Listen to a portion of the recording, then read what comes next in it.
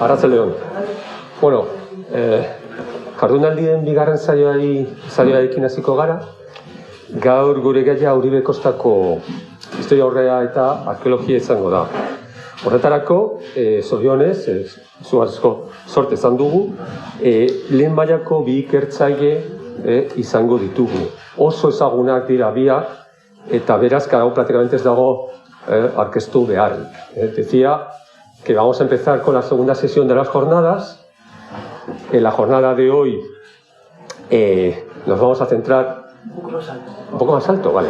En la jornada de hoy nos vamos a centrar en la arqueología y en la prehistoria de Uribe Costa, y para tratar este tema tenemos la suerte de contar con dos especialistas, con dos investigadores del primer nivel, que realmente es un lujo para unas jornadas como estas de Plencia.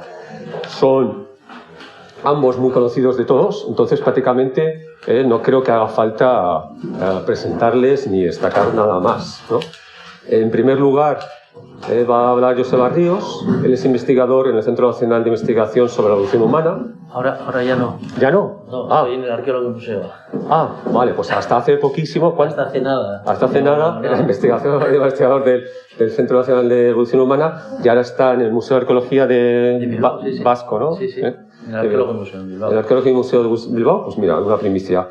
Él ha trabajado en multitud de campos, tiene una carrera muy larga, muy fecunda, tiene muchísimas publicaciones. Eso principalmente de la época de su tesis, esto se ha centrado en la parte final del Paleolítico Medio, del paso del Paleolítico Medio al Paleolítico Superior, y en las poblaciones que vivían en ese periodo, que básicamente en los neandertales, ¿no? Entonces, aunque, según me ha comentado ahora mismo, aparte de este tema, ha ido evolucionando y ha tratado muchísimos temas, incluso hasta prácticamente el origen de las primeras industrias líticas de la humanidad, pero bueno, con esto yo creo que se hace una idea, y su charla de hoy va a ser, entiendo, un panorama general sobre la prehistoria en la comarca de Uribe Costa. Vale, pues le dejo para que... Muy bien. Vale, atxaldeon denoi. Bueno, lehenengo eta behin eskerrik asko gonbitetzagatik, eta, bueno, gaur egingo dute esan duenez, hitzaldi bat jorratzen edo lantzen Uribe Kostako historiaren gaian, bale? Egingo dute erderaz, aurkezpena, baina gero, bueno, nahi baduzue zehozer galdetu edo dudaren bat baldin badokazue, esan lasen, ¿vale? Como he dicho, voy a hacer una presentación muy general, espero que corta y espero que bastante amena, aunque bueno, como el tema me gusta mucho, pues me suelo enrollar bastante, pero bueno, sobre la prehistoria de Uribe Costa. Entonces, la charla la he organizado de la siguiente manera, ¿vale? Lo primero, voy a hacer una especie de recorrido muy rápido sobre las investigaciones que se han realizado sobre arqueología prehistórica en Uribe Costa.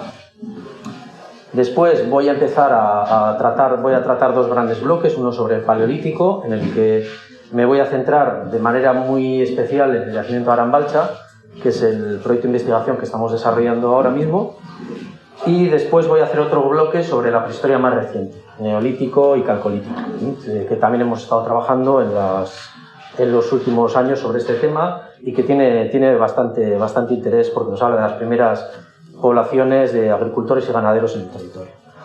Entonces, bueno, para empezar muy rápidamente, para situarnos, Uribe Costa no hace falta que os diga dónde está, pero vamos a situarnos un poquito, ¿vale? Sobre todo, fundamentalmente voy a hablar del territorio comprendido entre el Butrón y el Nervión, ¿vale? Que ocupa sobre todo pues, los municipios de Plencia, Barrica, Sopelana, Gorliz también, aunque está en el otro lado del Butrón, Verango y Guecho. Aunque también hay algunas cosas que voy a tratar y que os voy a enseñar pues, de otros sitios cercanos, pues, por ejemplo Leioa, Erandio, etc. Vale, Uribe Costa, todos conocéis un poco la situación general. Es una zona bastante característica, con un paisaje bastante suave, sin demasiadas zonas abruptas, con ríos relativamente pequeños, excepto el Butrón, que tienen cauces más o menos cortos, no se generan grandes vegas tampoco, destacan mucho los acantilados costeros, es un paisaje bastante singular desde este punto de vista. Es un paisaje que geomorfológicamente, que la geomorfología es un poco los procesos de transformación que se han dado en el paisaje, ¿vale? Pues geomorfológicamente Uribe Costa es un paisaje bastante complejo, ¿eh? Tenemos, por ejemplo, evidencias de que la costa se ha levantado en los últimos, probablemente en el último millón de años, pues se ha levantado unos cuantos metros de su posición original. Evidentemente ha habido subidas y bajadas del nivel del mar que responden a los distintos periodos glaciares e interglaciares. Ha habido procesos de erosión. Por ejemplo, el encajonamiento del río Butrón parece que es relativamente reciente. ¿Esto qué quiere decir? Que el paisaje en el que vivieron nuestros ancestros, que vivieron los neandertales y otros humanos anteriores a ellos, y que vivieron los primeros humanos modernos en Uribe Costa, era probablemente bastante diferente al que conocemos hoy en día. Esto de alguna manera nos condiciona mucho también la forma en la que investigamos estos yacimientos. Y una característica también bastante interesante, bueno, hay dos. Una, la ausencia o práctica ausencia de paisaje calizo. Las calizas urgonianas, que son tan típicas del País Vasco, apenas afloran en la zona Uribe Costa, un poquito en la zona de Cabo Villano, pero no se ha identificado ningún fenómeno kárstico, ninguna cueva de manera clara, que pudiese contener evidencias de ocupación humana prehistórica. Entonces esto condiciona también la forma que hacemos la arqueología en Uribe Costa, porque es una arqueología que necesariamente se tiene que hacer al aire libre, ¿vale? Así como en otras áreas, por ejemplo, pues en el área alrededor del Ekeitio, pues los yacimientos están todos en cuevas, ¿vale? Aquí no, aquí están al aire libre. Y esto es un hándicap importante.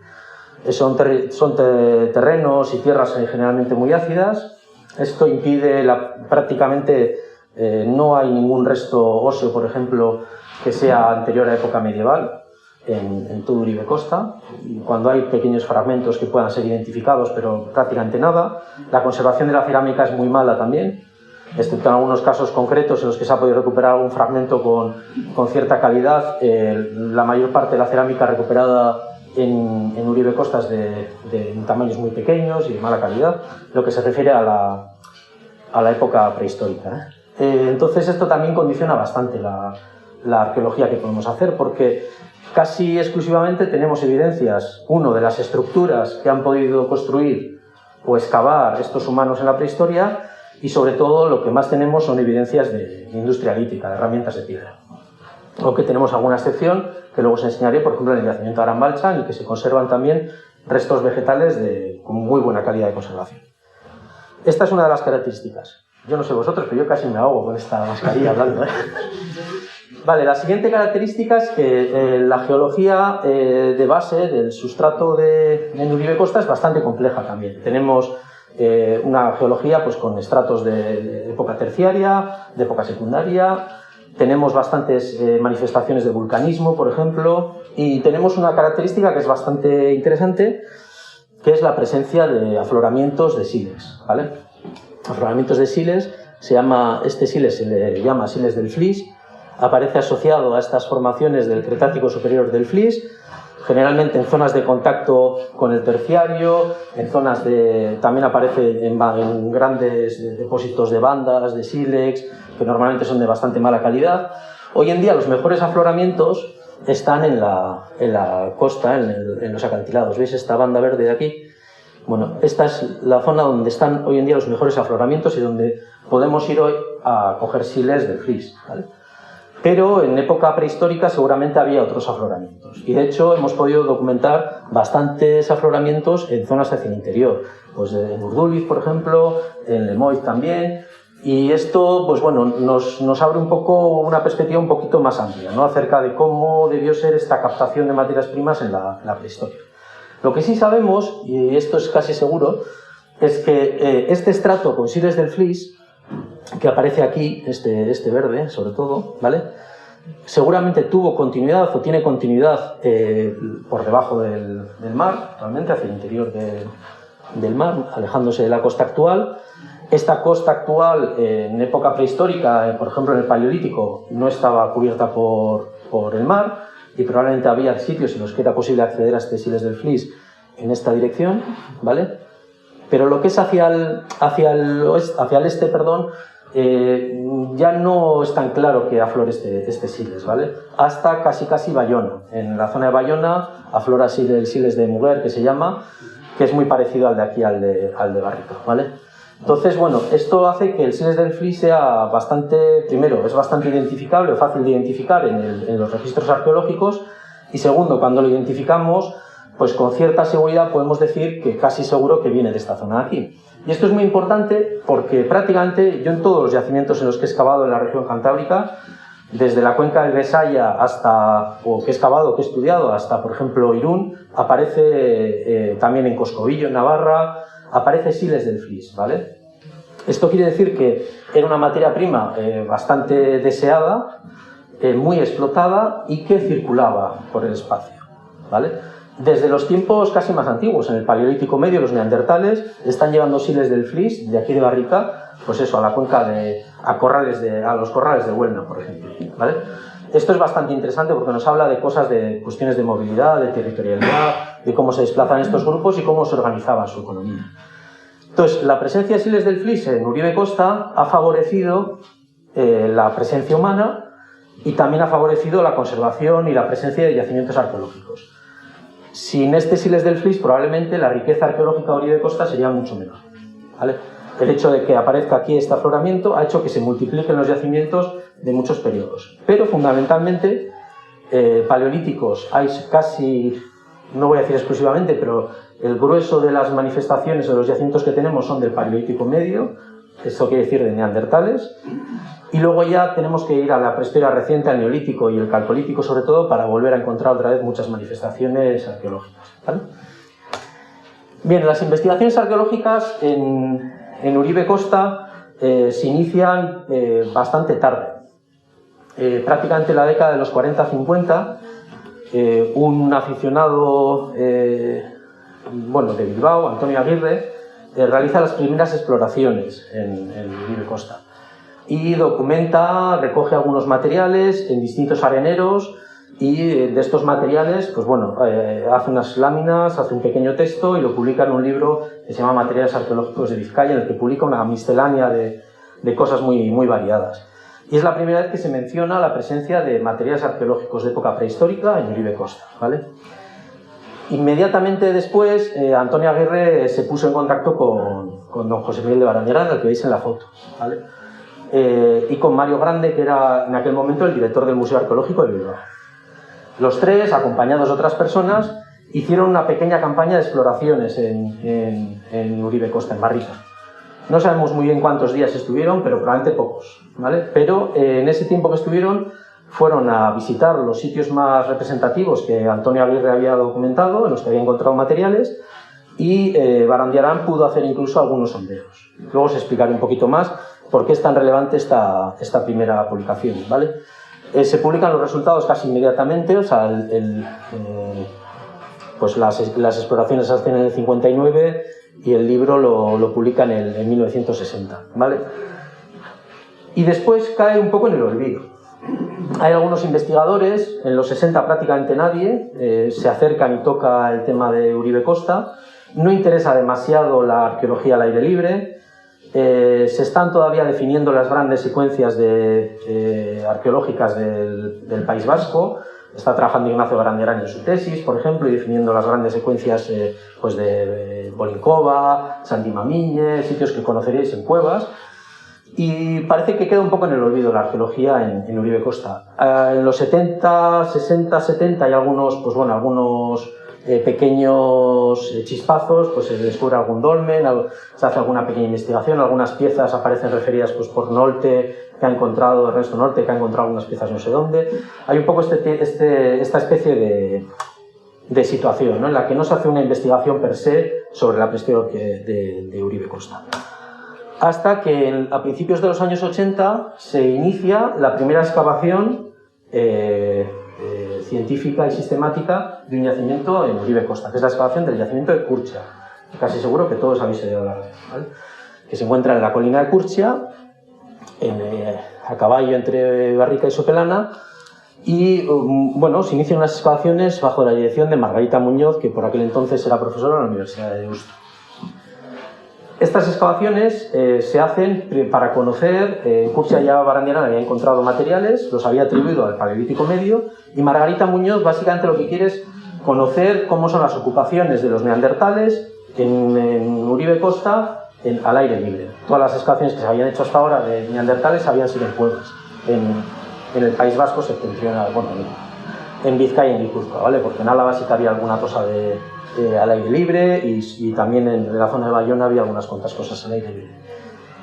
Ella empieza con mucha ilusión y de hecho las primeras campañas pues parece que va todo como muy bien, ¿no? Va todo como muy rodado y los informes que va presentando pues encuentra mucho material y parece todo bastante interesante. Hasta que esto todavía no lo he podido certificar del todo porque no he podido hablar con ella exactamente de este tema y no he podido tener acceso a los diarios personales, pero parece ser que en una de las últimas campañas que excava, en su estratigrafía, debajo de los estratos con materiales de Paleolítico Medio, aparece material que no se corresponde con el Paleolítico Medio. De hecho, aparece una punta de flecha calcolítica, que es mucho más reciente, es de la prehistoria reciente. Esto le lleva a Margarita Muñoz a tener algunas dudas sobre la integridad del yacimiento de Curcia. Y lo que hace es invitar a Félix María Ugarte, geógrafo y geólogo, para que haga una valoración geomorfológica del yacimiento. Y Félix María Ugarte viene a Curcia y hace distintos sondeos, hace distintos análisis, revisa los cortes, los perfiles y hace una especie de mapita geomorfológico y hacen esta publicación, el entorno geoambiental del yacimiento arqueológico de Curcia. Vale, en esta publicación, ¿qué es lo que dice Félix María Ugarte? Aunque está firmado primero por Margarita Muñoz, pero bueno, es Félix María Ugarte el que lo certifica. Dice, básicamente, que el yacimiento de Curcia no está en posición primaria. ¿Esto qué quiere decir? Que no está en el sitio donde habitaron los neandertales, sino que estaría aquí el yacimiento de Curcia, ¿vale? Serían materiales, los que aparecen en el yacimiento, que estarían arrastrados de la parte alta de la colina hacia las partes más bajas, en unos depósitos que se llaman coluviones. Entonces, son materiales que están arrastrados. Esto explicaría, primero, por qué hay materiales de otra época que aparecen por debajo del paquete de material de Paleolítico Medio. Y segundo, explicaría otras cosas. Por ejemplo, en el conjunto arqueológico de Curcia es muy común, prácticamente, yo no he hecho números, pero un porcentaje altísimo de ese material son piezas de sílex natural, que de hecho afloran en la zona alta de la colina y que han sido arrastradas también. Entonces aparece mucho material natural, aparecen materiales de otras épocas, aparece material del Paleolítico Medio, pero material del Paleolítico Medio que no tiene necesariamente por qué ser contemporáneo, que puede ser de muchas épocas distintas del Paleolítico Medio. No sé si me explico. Paleolítico Medio en esta comarca lo tenemos documentado casi con total seguridad desde 130.000 años hasta más o menos 45.000 años. Entonces, esos materiales que aparecen en Curcia pueden ser de distintas épocas. Con lo cual, con estos argumentos es muy difícil hacer una interpretación arqueológica, histórica, científica de las ocupaciones neandertales en este yacimiento.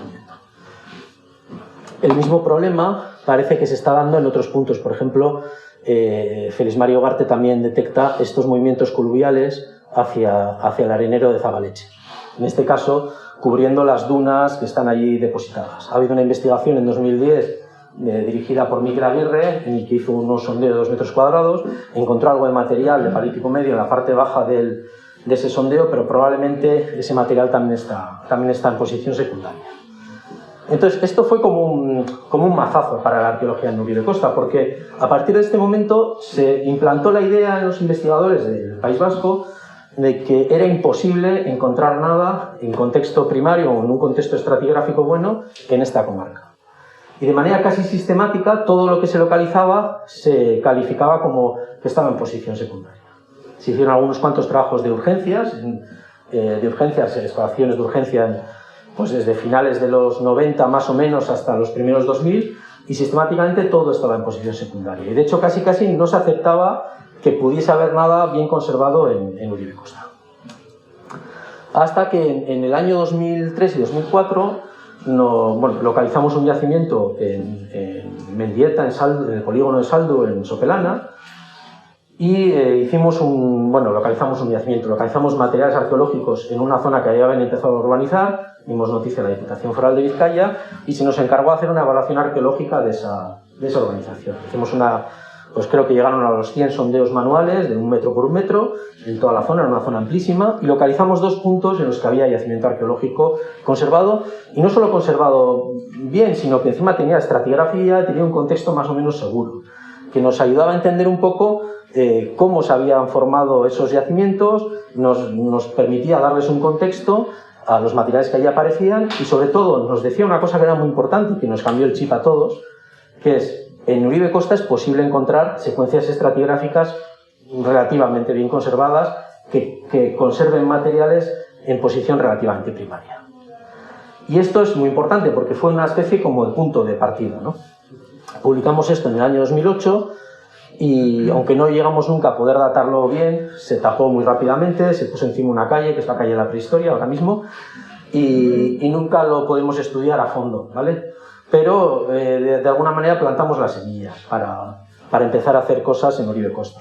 En los años siguientes hemos estado haciendo distintas campañas de prospección, hemos localizado algunos yacimientos en posiciones también bastante malas, pues por ejemplo aquí cerca en Mandaños, en Gorliz, hemos encontrado en Muriolas también un yacimiento arqueológico, pero que no tiene estratigrafía bien conservada ni nada de esto. En Ollagorta también, en la zona alta, encontramos materiales de Neolítico bronce. O sea, se han encontrado bastantes cosas hasta que en el año 2012, en el 2011, podemos estudiar la colección de Arambalcha, recuperada por Iñaki Líbano. La publicamos en el año 2012 y es una colección básicamente que está compuesta de materiales que son atribuibles al Chátel Perronense, luego os explicaré qué es. Y en el año 2013 empezamos el proyecto arqueológico Arambalcha, que yo creo que marca claramente un antes y un después. De hecho, es el gran proyecto arqueológico que está en marcha en Uribe Costa y que nos está ayudando a estructurar un poco toda la secuencia prehistórica, paleolítica sobre todo, de la comarca. Vale. Voy a beber un traguito de agua. Bien, entonces, ahora habiéndose explicado esto... Yo creo que puedes bajar el antifaz hasta la nariz, Bueno, para respirar. Porque procuraré no ahogarme. que haya 1,5 metro de distancia es suficiente. Bueno, pero queda un poco feo delante de las cámaras. ¿Me oís bien? Muy bien, pero sin la máscara mejor. Hombre, yo sin la máscara estaría más cómodo, pero bueno. Baja un poquito. Bueno, os voy a hacer caso. Vale. Venga, pues vamos a hablaros ahora un poco de los distintos periodos que están representados o los grandes hitos que están representados en la prehistoria de Uribe Costa. Y empezaremos por el Paleolítico, ¿vale? Bien, me imagino que sabréis más o menos las grandes fases del Paleolítico. En el norte de la península ibérica, el Paleolítico inferior está muy poquito representado. Hay muy pocos yacimientos que se puedan atribuir con claridad al Paleolítico inferior. Nosotros, en su momento, hicimos una serie de publicaciones de materiales recogidos también en superficie y sin contextos arqueológicos claros, pues algunos recogidos por Iñaki Líbano, otros por Dublín, otros por nosotros mismos. Hicimos una serie de publicaciones, 2 en concreto, en los que presentamos unos materiales que nos parecía que se podrían tal vez atribuir al Paleolítico inferior, ¿vale? Sobre todo materiales muy característicos, por ejemplo los bifaces y hendedores, cosas estas. Hay unos materiales también, por ejemplo, recogidos por Antonio Aguirre, algún hendedor, algún bifaz. Bueno, hay un conjunto bastante curioso, ¿vale?, de materiales. Esto lo hicimos en 2012-2013, han pasado 8 y 9 años respectivamente y nuestra perspectiva ha cambiado un poco. Yo ahora mismo no creo que podamos defender que hay Paleolítico inferior achelense claramente en Uribe Costa, ¿vale? Todos estos bifaces, excepto alguno tal vez, pues por ejemplo el de Mendibarrena, pero prácticamente todos estos bifaces se pueden encajar sin demasiados problemas en un momento que nosotros llamamos el Paleolítico medio antiguo, ¿vale?, que es una tecnología o una cultura que está atribuida a neandertales y que se da a finales del Pleistoceno medio, más o menos calcular entre 200 y 80.000 años, más o menos, ¿vale? ¿Por qué? Porque tenemos yacimientos en cueva, por ejemplo, que tienen este mismo tipo de materiales, por ejemplo la cueva de Arlampe. Y en el resto de la península ibérica y en Francia, el achelense tiene otra pinta. O son bifaces mucho más grandes, son conjuntos en los que no hay talla de lascas tan claras, no hay talla de valva, no hay cosas de este estilo. Y lo que tenemos en Uribe Costa, por lo menos, desde mi punto de vista, sobre todo estos pequeños bifaces pues, cordiformes y ovalares, se encajan muy bien dentro de ese paleolítico medio antiguo. Entonces yo los atribuiría sin demasiados problemas a ese periodo y casi seguro que son obra de neandertales, ¿vale? Entonces, ahora mismo, por ejemplo, para que os hagáis una idea, estamos excavando un yacimiento en Cestoa que se llama Malda 3, que es un yacimiento en cueva, y tenemos un nivel de 57.000 años de antigüedad en el que nos aparecen bifaces de estos, ¿vale? Muy parecidos, además, con formatos, tamaños, materiales sobre los que los han realizado, con lo cual yo creo que hasta que no tengamos algún yacimiento bien en contexto, con una estratigrafía clara que podamos datar y que podamos certificar que tiene antigüedades de en torno a 300, 400.000 años, creo que debemos mantenernos un poco en la hipótesis de que probablemente esto es paleolítico medio antiguo, ¿de acuerdo? Entonces, nosotros lo publicamos en un momento como paleolítico inferior, pero yo creo que esa idea la tenemos que cambiar. De hecho, en Arambalcha estamos detectando materiales parecidos en contextos pues, de 130.000 años de antigüedad, 130, 120.000 años, ¿vale? Que se correspondería con este momento. ¿Qué más tenemos? Bueno, pues de este paleolítico antiguo pues tenemos los materiales de Mendieta. En su momento tampoco lo pudimos datar Mendieta, no sabemos exactamente a qué periodo pertenece, pero sí sabemos que se formó en una época interglacial, en una época templada. Esto nos da distintas ventanas de oportunidad. Pues una en torno a hace 115.000 años, otra en torno a 200.000 años más o menos, ahí nos manejamos. Ahora mismo, si me preguntáis otra vez, en su momento nosotros pensamos que tendría una cronología bastante más antigua. Ahora mismo yo no estoy tan convencido de esto tampoco. Porque también, de nuevo, en Arambalcha, en los niveles inferiores, estamos localizando e identificando industrias muy parecidas a las de Mendieta 1, ¿vale? Con lo cual creo que lo más probable, la hipótesis más probable es que esto tenga 120, 100.000 años, más o menos. Pero ya os digo que nunca se pudo datar. Entonces, con esto que os estoy queriendo decir, que hoy por hoy no tenemos ninguna evidencia clara que nos permita hablar de un poblamiento en Uribe Costa anterior a, pues eso, 130.000 años. ¿Esto quiere decir que no lo hubo? No. Esto quiere decir que todavía no lo hemos encontrado. Y para poder resolver esta cuestión necesitamos encontrarlo en un contexto estratigráfico seguro y que podamos datar. No vale con encontrar una pieza suelta por ahí, ¿vale? En Arambalcha, ¿qué es lo que tenemos? Bueno, en Arambalcha os he dicho que empezamos a excavar en el año 2013. Nosotros íbamos buscando el yacimiento atribuido a los últimos neandertales, ¿vale? Que tienen una cultura muy característica que se llama chatelperroniense. Luego os voy a hablar un poco en detalle de eso, ¿vale? Entonces nosotros fuimos ahí con ese objetivo, encontrar el chatelperroniense, y lo encontramos. La primera campaña dimos con el sitio, excavamos y encontramos materiales del chatelperroniense. Pero al mismo tiempo hemos ido excavando en otros sitios en Arambalcha, hemos ampliado la excavación, ahora mismo tenemos Arambalcha 1, Arambalcha 2 y Arambalcha 3, y lo que hemos encontrado pues nos ha dado sorpresas muy gratas. ¿Por qué? Porque hemos encontrado ocupaciones bastante más antiguas. Sobre todo, tenemos ocupaciones de en torno a 55.000 años en Arambalcha 1 y 3, con muchos materiales, luego se enseñan en Arambalcha 1 algunas cosas muy interesantes, y lo que es un poco la joya de la corona, las ocupaciones que tenemos en torno a 90 a 130.000 años, que son las que conservan material vegetal, las herramientas de madera, etcétera, etcétera, ¿vale? Que son especialmente interesantes, ¿por qué? Porque son únicas.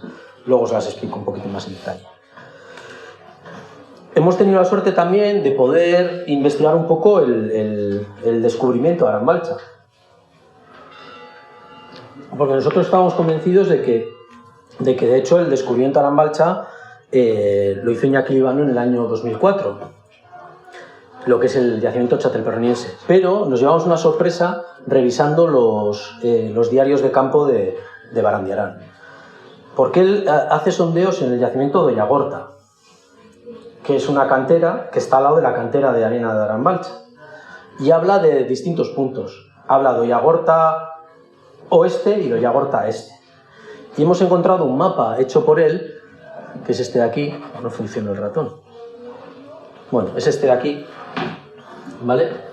En el que se pueden ver cómo dibujan los distintos puntos. viendo un poco la posición del caserío Ollagorta, el caserío Arambalcha y los puntos que dibuja, hemos podido determinar que los que atribuye a Arambalcha Oeste son de hecho, los que atribuye, perdón, a Ollagorta Oeste son de hecho lo que es la cantera Ollagorta, pero hay uno, el C, que sería el que él atribuye, el que él denomina como Ollagorta Este. Y qué casualidad que en Ollagorta Este, esta es la evolución a partir de las fotos aéreas de la cantera Ollagorta. Esto es en los años 40-50, o sea, 45-46, todavía no se empezó a explotar. 56-57 se abre el frente Ollagorta. Para el 65 el frente Arambalcha ya está explotado, o sea, el frente Arambalcha se explota entre el 57 y el 65 y ya para el 77-78 está todo abandonado. Esto nos quiere decir que Barandiarán estuvo en el año 59, o sea, y probablemente en el año 59, que no tenemos fotos, seguramente ya se había empezado a explotar el frente de Arambalcha, ¿vale? De la cantera. Y casualidad, en ese sondeo C es en el que aparecen los materiales, algunos de los materiales que nosotros, que están recogidos dentro de la colección Barandiarán en el museo y que los publica, que nosotros hemos interpretado como chatelperronienses. Con lo cual es muy probable que el propio Barandiarán hiciese un sondeo en Ollagorta, en Arambalcha, en su momento. Lo que pasa es que él lo llamó Ollagorta Este, ¿vale? Bien, siguiendo un poco con Arambalcha. Sobre todo es muy importante lo que os he comentado, Arambalcha 3. Esta es la extensión de la excavación hasta el momento, tenemos bastantes zonas abiertas y tenemos distintos niveles. Sobre todo nos interesa mucho el nivel 6, que está aquí abajo, el nivel 5 y menos el nivel 1 al 4, ¿vale? El nivel 1 al 4 contiene materiales removilizados por pequeñas corrientes de agua atribuidos al Paleolítico Medio. Hemos considerado una datación de en torno a 55.000 años, pero son materiales que no tienen contexto, aparecen en canales mezclados con piedras y con otras cosas, ¿vale? No demasiado interesantes. En la unidad 5 es donde hemos recuperado un nivel con una excepcional conservación de la materia vegetal, que os voy a enseñar. Y el nivel 6 es muy interesante también porque hemos podido documentar lo que parecen restos de estructuras de habitación utilizadas por neandertales, que tendrían unos 130.000 años de antigüedad, ¿vale? Estamos ahora trabajando en ello, o sea, como dijo aquel. Nos llevará algo de tiempo todavía terminar la publicación, pero bueno. En la unidad 5, aunque el famoso palo cavador apareció en la unidad 4, pero removilizado desde la unidad 5, hemos encontrado tiene una datación en torno a 90.000, 100.000 años, y hemos encontrado muy pocos restos líticos. Es un nivel muy negro, totalmente encharcado en agua. Tiene una conservación privilegiada de la materia vegetal, tan privilegiada que en su momento se han podido identificar, por ejemplo, restos de hojas. Ahora hay un especialista de la Universidad de Leiden que está analizando los macrorestos vegetales y está identificando semillas, hojas, raíces, un montón de evidencias muy bien conservadas, algunas cosas con una conservación realmente increíble, de especies arbóreas que ahora mismo no están presentes en esta zona, o sea que tenemos seguridad de que son antiguas, y con una conservación muy buena que nos va a permitir hacer unas reconstrucciones ambientales muy interesantes, muy potentes, ¿vale? Y además, en la revisión de los materiales que hemos estado haciendo, tanto de la campaña de 2015, donde hicimos un sondeo, como de la campaña de 2017, hemos podido encontrar otros restos de herramientas de madera, ¿vale? Este no está tan bien conservado como este. Por cierto, ahora mismo en el Arqueólogo y Museo está expuesto el palo cavador de Arambalcha como pieza del mes, así que os recomiendo que vayáis, os paséis y lo veáis en directo, ¿vale? Este es otro palo cavador que apareció en el sondeo 2015, no está tan bien conservado porque está bastante alterado. En el momento de su excavación lo sacamos en un bloque, su estructura estaba un poquito estallada, ha tenido un trabajo de restauración bastante complejo, pero también tiene huellas de haber sido trabajado de manera muy somera y tiene huellas de utilización en uno de los extremos. Hemos encontrado fragmentos de madera con recortes, cosas que nos están indicando que en ese sitio los neandertales estaban fabricando herramientas de madera. Para que os hagáis una idea, ahora mismo en toda Europa solamente hay unos 6-7 yacimientos, ¿vale?, que tienen conservación de utensilios de madera de esta antigüedad, en toda Europa, ¿vale? Y este ahora mismo es el más antiguo de la península ibérica. Esto os lo digo para que primero para que os sintáis orgullosos del patrimonio arqueológico Uribe Costa, ¿vale? Pero luego para que entendáis también que sí, que está muy bien contar cosas locales, pero lo que es realmente interesante es que estas cosas locales nos permiten contar cosas un poco más globales también. Nos permiten hablar de cosas que no son solo interesantes para los vizcaínos o para los de Plencia o para los de Gorliz o Barrica, sino que son interesantes, pues, por ejemplo, para gente de Alemania o gente de Polonia o gente de Estados Unidos que esté investigando, por ejemplo, la tecnología de los neandertales, la tecnología de madera de los neandertales, ¿vale? Entonces, esto es un hito en la investigación arqueológica en Uribe Costa, un hito muy afortunado, porque realmente no nos esperábamos que íbamos a tener esta fortuna de encontrar esto en un sondeo. La verdad es que hay que tener mucha suerte, ¿vale? Y ahora mismo estamos preparando un poco la gran excavación de estos niveles en extensión. Se tenía que haber empezado el año pasado, pero con la mierda esta del COVID, pues tuvimos que hacer una campaña un poco más corta. Este año la situación nos se presenta mucho mejor. Tendremos, si podemos excavar algo, pues será poquito. Esperamos que para el año que viene esté todo ya un poco más asentado y podamos meternos, porque sobre todo nos va a hacer falta meter un equipo grande, mucha gente y bastante tiempo para poder excavar esto de golpe, ¿vale? ¿Qué tecnología lítica tienen asociada? Pues bueno, pues por ejemplo, este es el bifaz de Lastarri que encontró Alexander, que está aquí en la sala, que muy cerca de Arambalcha. Este bifaz probablemente proviene de esos niveles de 130, 90.000 años de antigüedad, está fabricado en basalto, es una preciosidad. Y tenemos asociados a esos restos de madera pues algo de industria lítica, muy somera, sin demasiadas cosas interesantes que contar, ¿vale? Pero estamos trabajando en su estudio y su publicación. Bien, en Arambalcha 1 tenemos un contexto un poco diferente, es más reciente, tiene 57.000 años de antigüedad y lo que tenemos es un sustrato margoso encima del cual se empieza a desarrollar una playa primero de gravas y arenas y luego ya solamente arenas. El de gravas y arenas sería el nivel D y el de 2 y de 1 sería solo de arenas, al margen de un arroyo. Bien, en el E encontramos materiales mezclados, son gravas y arenas y dentro de esas gravas hay restos de siles, hay herramientas, hay cosas transportadas por el agua, ¿vale? Pero lo que es en el nivel D, ya estos restos transportados, aunque todavía sigue habiendo algunos, son mucho más escasos, ¿vale? La cantidad de material lítico es abrumadora, miles y miles de restos, ¿vale? O sea, un montón.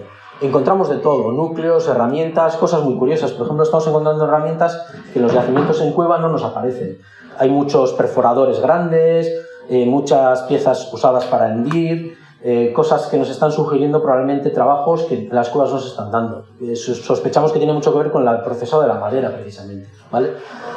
Y lo que es muy interesante en Arambalcha 1 es que nos encontramos toda una serie de grandes restos de líticos, bloques, lajas de arenisca, grandes bloques de traquita, de una roca volcánica que aflora muy cerca, cosas que están organizadas de tal manera que sugieren la presencia de estructuras. ¿Estructura qué quiere decir? Pues que estos neandertales parece que estaban acondicionando su espacio de habitación. Esto nos dice que muy probablemente en Arambalcha 1 no se trata de un sitio al que van, tallan un poco de siles y se marchan, sino que van, tallan siles, trabajan la madera, hacen fuegos.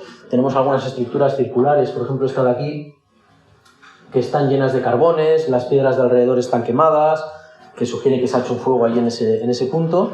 Hacen hogueras, tallan la piedra, hacen otras actividades, descuartizan animales, trabajan la madera, etcétera, etcétera.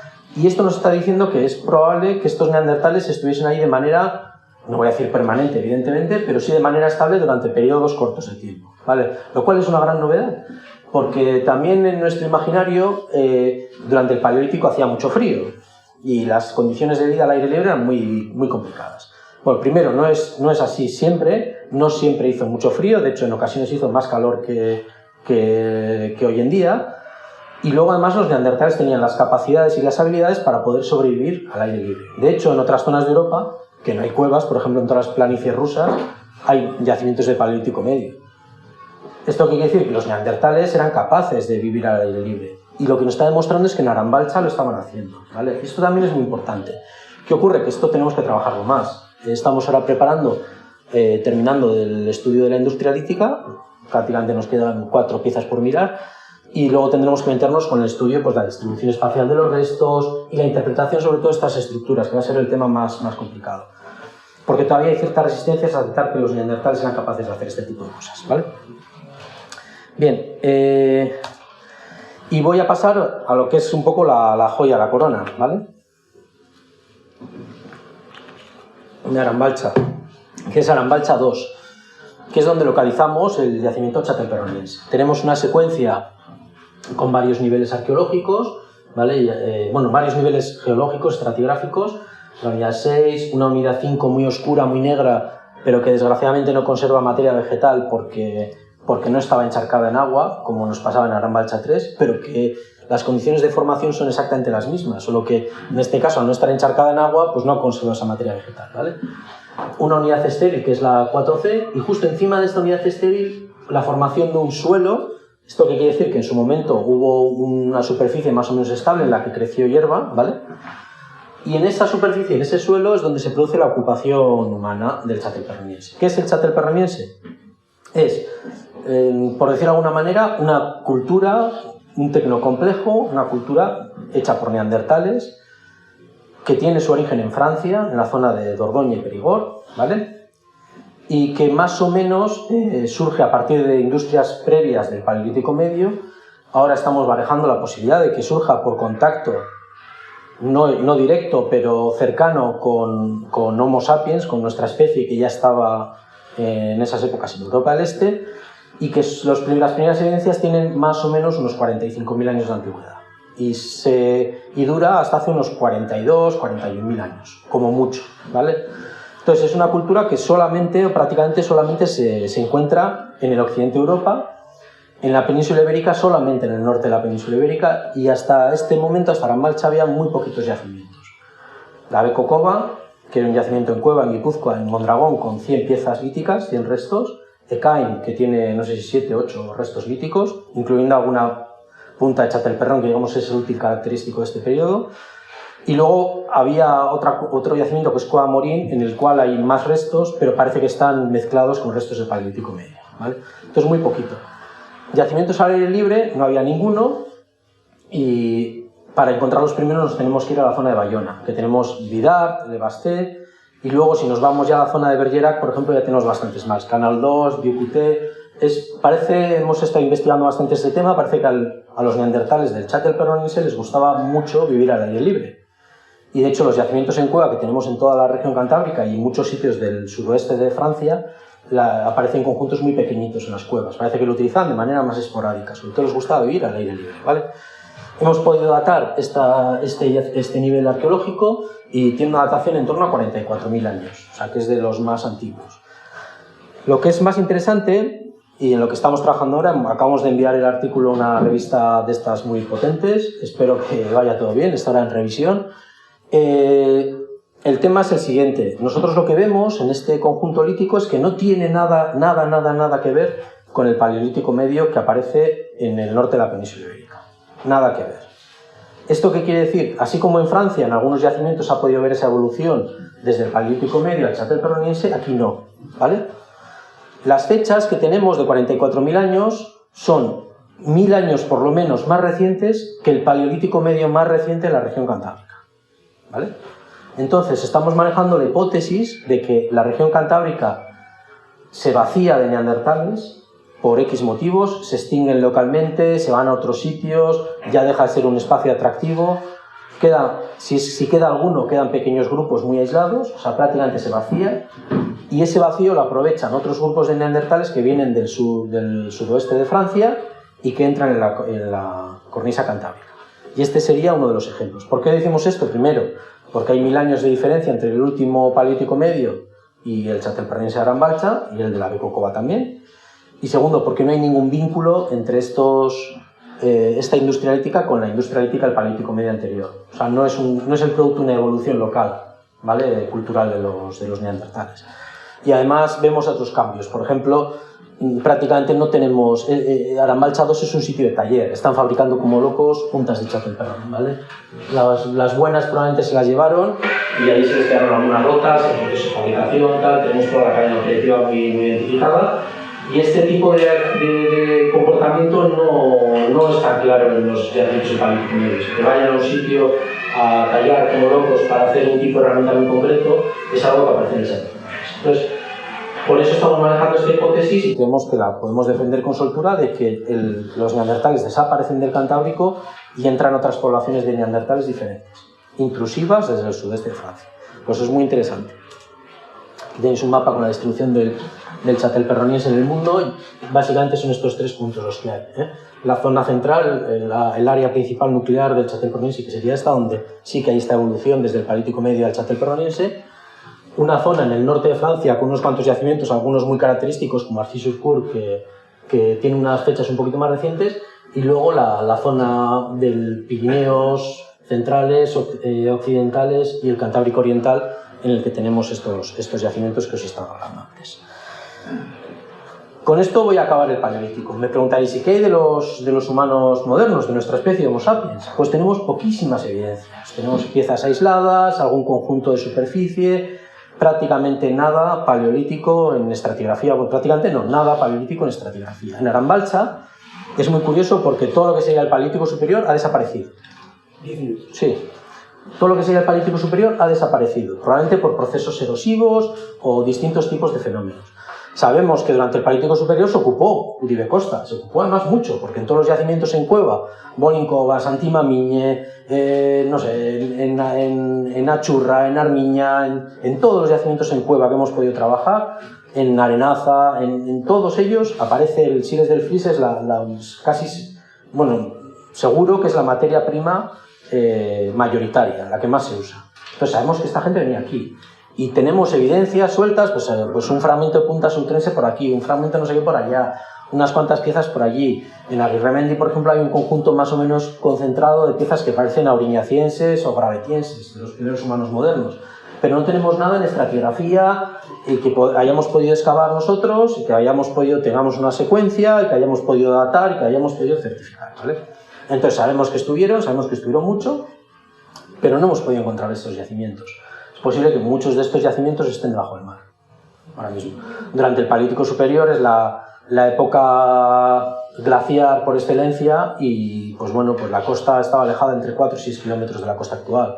Eso abre una superficie muy amplia que probablemente sería muy apetecible para estos grupos humanos, porque es una superficie más o menos llana en la que pues, podría dar cobijo pues, a manadas de animales, que son cosas que les podrían interesar a ellos, ¿vale? Entonces, no teniendo en Arambalcha, tenemos encima del Châtel-Perroniense un nivel muy espeso, de más de 1 metro de espesor, con materiales flotando que llamamos nosotros, que están removilizados, transportados desde otros sitios, que incluye materiales châtel-perronienses, materiales probablemente es posible que de Paleolítico superior, pero no lo podemos certificar, y incluye algo de material también del Mesolítico. Y tenemos de hecho dataciones que nos indican que al final del Paleolítico, ya a principios del Holoceno, o sea, cuando se acaba la época glaciar, tenemos a los últimos cazadores recolectores también en Arambalcha, ¿vale?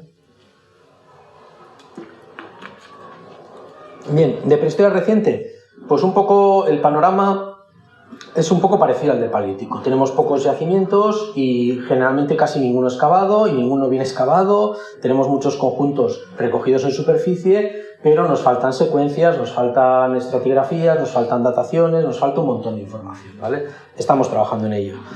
La Marandiarán pues, recuperó en su momento bastantes materiales, él atribuyó a distintos periodos, pues Neolítico, Calcolítico, Bronce, lo normalmente.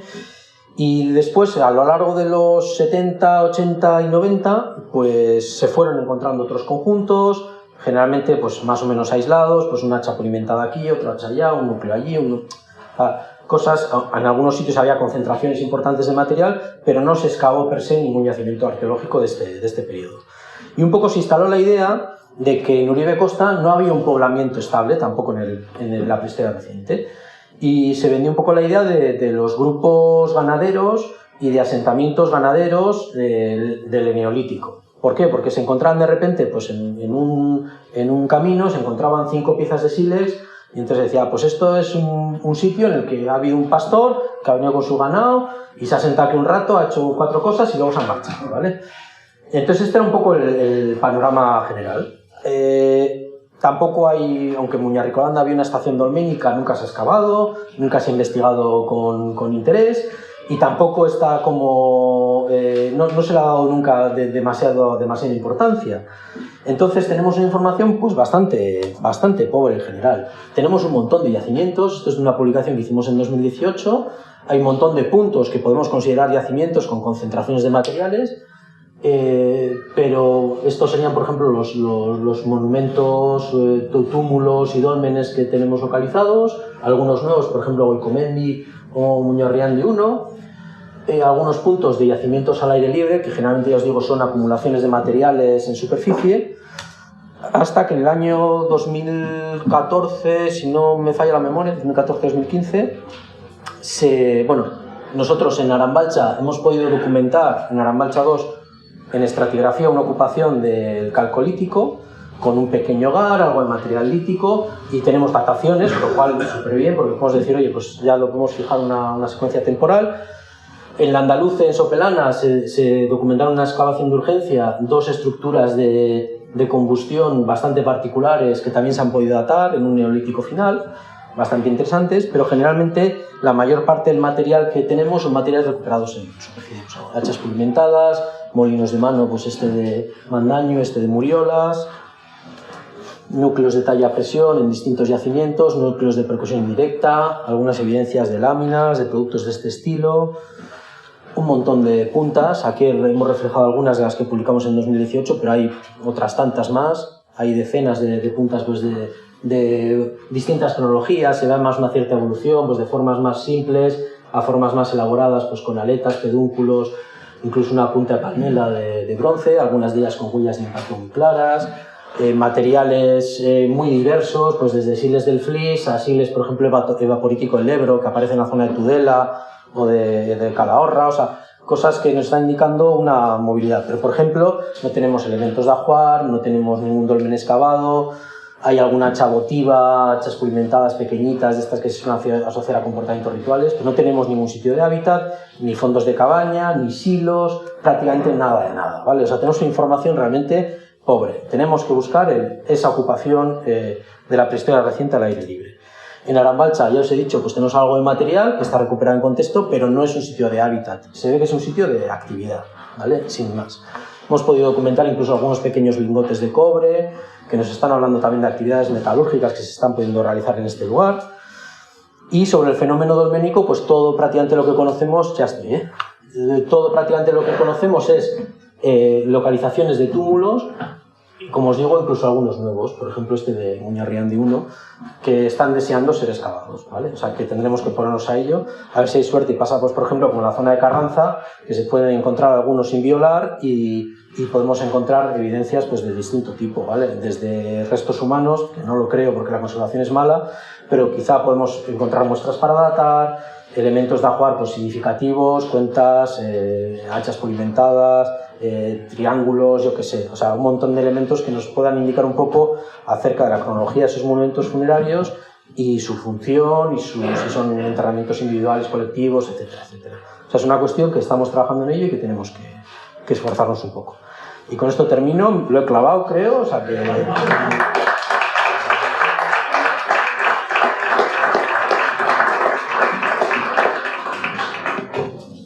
Bueno, es que casco.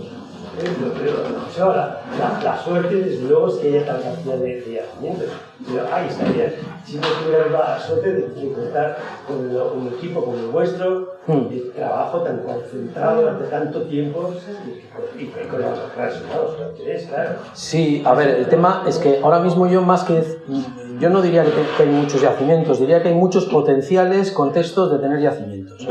La mayor parte de las cosas que tenemos son materiales sin contexto arqueológico, lo cual a veces puede venir muy bien porque te ayuda a localizar o a seleccionar las zonas donde puedes excavar, pero la mayor parte de las veces te deja muy insatisfecho porque no tienes dataciones, porque no tienes todo el material que te permita entender un poco la economía, las formas de trabajo de esas sociedades, no te permite hacer ese discurso histórico, ¿no? Entonces la idea, yo creo, es ahora ya tenemos toda esa gran red de puntos en los que se han hecho hallazgos aislados, casuales, algunos de ellos con cierta relevancia, o sea que tienen numéricamente son abundantes, pero ahora es el momento en el que tenemos que ir a excavar esos yacimientos o cerca de esos yacimientos, localizar los puntos donde puede haber estratigrafías y buscar sitios que nos puedan ayudar a entender esto, pues, porque en Uribe Costa, por ejemplo, de la prehistoria reciente, tiene que haber sí o sí un poblado en algún sitio, si está conservado, porque esa es otra, que no he querido meterme mucho, porque ya si me meto me encisco, pero bueno. No, quiero decir que no me quiero meter mucho porque me encisco, porque un gran problema que tiene Uribe Costa es la conservación de los contextos arqueológicos, ¿vale? Porque se ha construido mucho, se ha hecho mucha obra pública y es posible que, y además se han construido y se ha hecho mucha obra pública en los sitios más apetecibles para estas gentes, pues en las zonas bajas de los ríos, tal cual. Entonces, bueno, tenemos ese hándicap, ¿no? Vale, tenemos unos pocos minutos. Igual hay alguna pregunta o alguna duda o alguna cuestión así concreta. Si me permites, quisiera hacerte una pregunta porque es en el paso, el puente hacia la historia, ¿ya? La Sí. documental. Y con esta documentación arqueológica y en piedra, para conocer los orígenes de esta sociedad, por supuesto, las vías de comunicación. Cuando has salido antes a que había habido una falsa interpretación o una interpretación no muy firme acerca de esto, para preguntarte si realmente podemos seguir pensando aún aquellas rutas pastoriles que se hablaba, que hacían el traslado anual a las resumancias de su lluvia a estas bandas de Barrica, etc. Si habría realmente que comprobar que realmente han existido. Tenemos pocas pruebas de que o sea, por no decirte ninguna. De hecho, hay muy pocas evidencias, por ejemplo, hay muchas evidencias de movilidad, pero no hay evidencias de transhumancia. Hay evidencias de movilidad que, sobre todo, es la movilidad de los objetos la que nosotros podemos ver, ¿vale? Y en la movilidad, ahora hay proyectos, por ejemplo, hay un proyecto dirigido por Miriam Cubas de la Universidad de Alcalá, que están haciendo isótopos, por ejemplo, en restos humanos de distintas cuevas sepulcrales del País Vasco, ¿no? Y están viendo, por ejemplo, que no hay mucha movilidad en cuanto a la dieta, o sea, que no, pues los que están más cerca de la costa son los que consumen más pescado y los que están más al interior que no consumen pescado. O sea, no parece que haya una gran movilidad de poblaciones. O sea, de hecho, la sensación que tenemos, por la cantidad de restos que hay, la cantidad de hallazgos, la cantidad de estaciones dolménicas, etcétera, etcétera, que hay en todo Vizcaya y Guipúzcoa, la sensación que tenemos es que el poblamiento era mucho más denso de lo que pensábamos en un principio. Y más denso y más territorial. Y una cosa, por ejemplo, que creemos que es muy interesante en Uribe Costa es que parece que hay evidencias de ese control del territorio. O sea, ¿por qué? Porque hay una fuente de material, que es el Siles del Flis, que es muy apetecible. Y que, de hecho, estas herramientas fabricadas del Siles del Flis en la prehistoria reciente aparecen en los dólmenes en Carranza, por ejemplo, aparecen en dólmenes alaveses, o sea, que son materiales de cierto valor y cierto prestigio. Esto lo que nos indica es que casi seguro estas poblaciones ejercían algún tipo de control sobre este territorio, lo cual deja un poco espacio, digamos, a que haya mucha gente moviéndose con ganado, sí. O sea, que es digamos, que habría una red de poblamiento probablemente bastante más densa de lo que pensamos en Vale. Muy bien. Bueno, pues yo creo que estamos ya sobre el límite. Sí, bueno, venga. El túmulo de Muñagami. Sí. Gorliz, lo veo muy en la zona de Siles, Barrica, etcétera, pero Gorliz es sin total y toda la franja costera está sin urbanizar. Sí. Manos, Aguinche, Ermua. Lo tenemos en cuenta, ¿eh? Y de hecho, falta arqueológico, como arqueólogo no te dice que ahí puede haber algo más historia. Sí, de hecho hemos estado de manera bastante intensa con el tema de las prospecciones a partir del IDAR y tal, de prospecciones para intentar localizar cosas de este estilo. Tenemos ya 3-4 sitios que pueden ser susceptibles de tener yacimiento arqueológico, pero va a haber que hacer una investigación un poco más profunda. Sobre todo es muy engañoso. Mira, os voy a poner un ejemplo muy rápido, ¿vale? En Bareño, por ejemplo, no sé si os enterasteis que pues iban a hacer un BM, hubo unos colegas nuestros que trabajan con nosotros en Arambalcha, Ander y Maitane, encontraron unas cuantas piezas líticas en la tierra remolizada. Nosotros en su momento habíamos encontrado también, separaron las obras y os lo puedo asegurar, los arqueólogos con los que hicieron la licitación para tal, la mayor parte de ellos decían, es que aquí es muy probable que no haya nada, porque no se veían estructuras sedimentarias. Fue ir los arqueólogos, empezar a hacer sondeos y de repente apareció un depósito de más de 1 metro de alto de arenas con material arqueológico. No mucho, muy poquito, pero con material arqueológico, que era completamente invisible desde fuera anteriormente, pero completamente. Esto quiere decir que es posible que haya depósitos de ese estilo conservados en otros puntos que nos puedan ayudar, pero claro, hay que localizarlos, hay que ver los sitios y hay que excavar sobre todo. O sea, eso es fundamental. Sobre todo de Gorlitz como oportunidad, porque Sopela Sí. está organizado todo, lo dices tú, Sí, sí. va muy rápido la excavadora y el cemento, Sí. pero ahí arriba toda esa franja de Gorlitz Sí, además tiene no pinta está organizado bien ni lo será. eso es, tiene pinta que no se va a tocar, o sea que sí, toda la zona entre Gorlitz, yo creo que Gorlitz y Arminza, creo que es bastante interesante y ya te digo, habrá que pues, estar un poco atento a las plantaciones de árboles y bueno, a ver si podemos localizar algún sitio.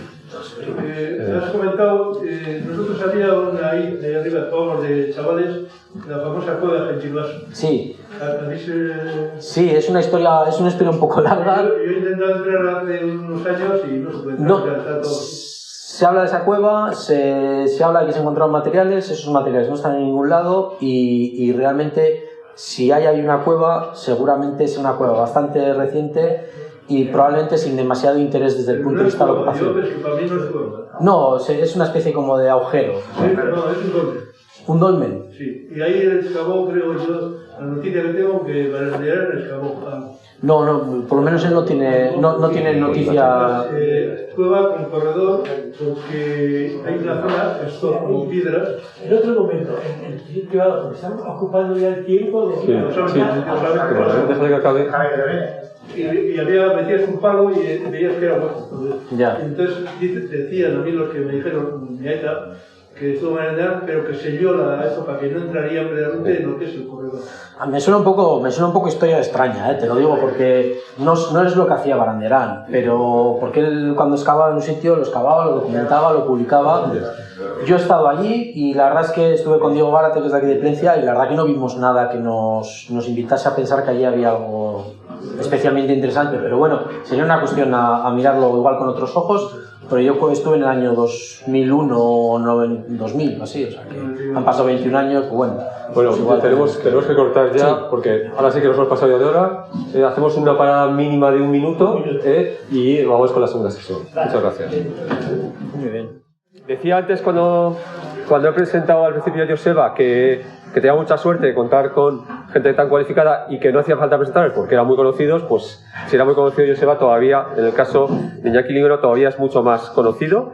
Solo eso, por situarle, que es un investigador en etnografía y en arqueología de la Sociedad Arqueológica de Estiaurre, que tiene una trayectoria larguísima de relación con la arqueología y con la etnografía, especialmente en la comarca de Uribe Costa, y digamos que es uno de los personajes fundamentales para entender gran parte de lo que han comentado en la charla anterior como iniciador de muchos de los trabajos. Entonces, nada, Vale. que hable. ¿Qué repaso? Vale, lo primero, bueno, agradecer otro año más, porque bueno, es el segundo año que estoy aquí en las jornadas de Plencia, a Gonzalo, a Arantxa, bueno, y a todos los ayuntamientos, de que me hayan invitado de nuevo, ¿no? Bien, después de la excepcional charla que hemos tenido de Joseba, teórica y bueno, pues didáctica a tope, bueno, pues de un investigador profesional que se está dedicando a la arqueología prehistórica en Uribe Costa, yo voy a poner el punto práctico de todo esto. Práctico me refiero a algo especialmente bueno, interesante y actualmente muy buscado en la arqueología prehistórica, ¿no? Y no es otra cosa que la arqueología experimental. Voy a hacer primero un PowerPoint, bueno, pues para entrar un poquito en contexto y si nos da tiempo luego os explicaré un poquito de piezas. No nos va a dar tiempo a tallar mucho, aunque he traído todos los instrumentales, pero aparte del sitio no es idóneo, pues no vamos a poder tener tiempo. Bien. Se quita todo. Ya. No, pero con lo que tenemos yo creo que tenemos suficiente. Bien, bueno, Uribe Costa. Uribe Costa lo ha comentado Joseba y voy a nombrarlo en varias ocasiones porque especialmente vamos a coincidir en muchas de las cosas que voy hablando también, ¿no? Uribe Costa es un sitio excepcional, en la prehistoria sobre todo. ¿Y por qué? Bueno, lo ha comentado también Joseba en varias ocasiones. Es una zona, es una planicie donde no tenemos karst, no tenemos calizas, algo en la parte de Gorlitz, pero lo demás son, bueno, pues areniscas, cayuelas, que ayer comentamos un poquito en esa charla que tuvimos ayer de improviso.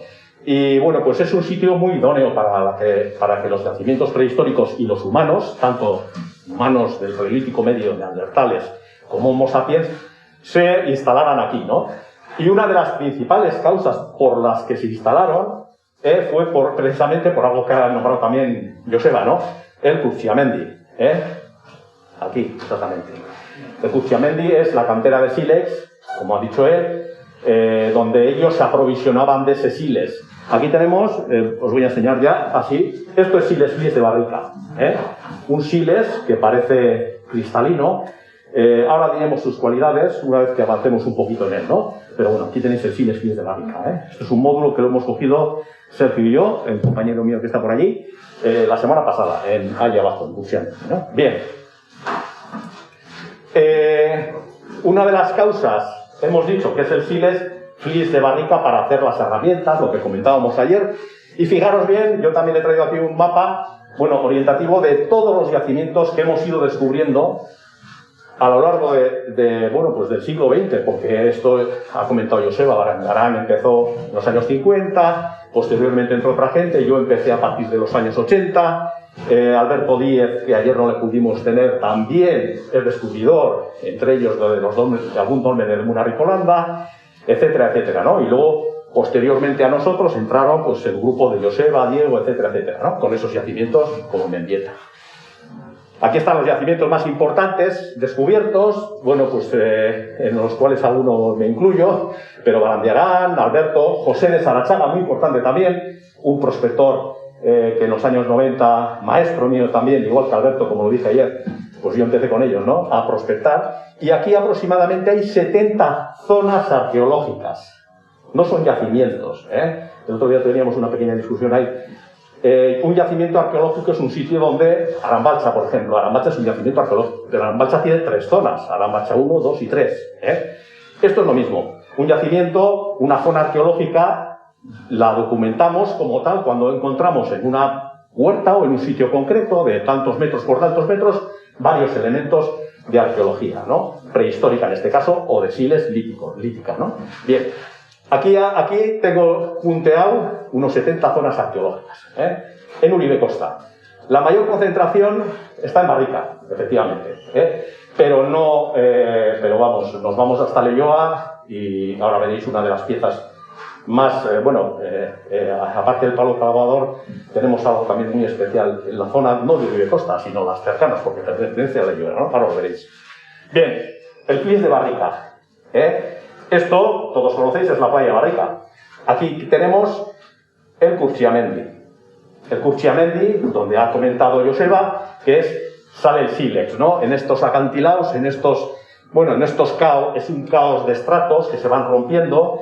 Entonces, ¿qué es el flies? El flies podéis decir, joder, ¿qué palabra más? El flies es una palabra alemana que significa deslizamiento. Entonces, hace 140 millones de años, todo esto era mar. Pero del continente y de los sedimentos, incluidos restos orgánicos de animales, se iban depositando en el agua.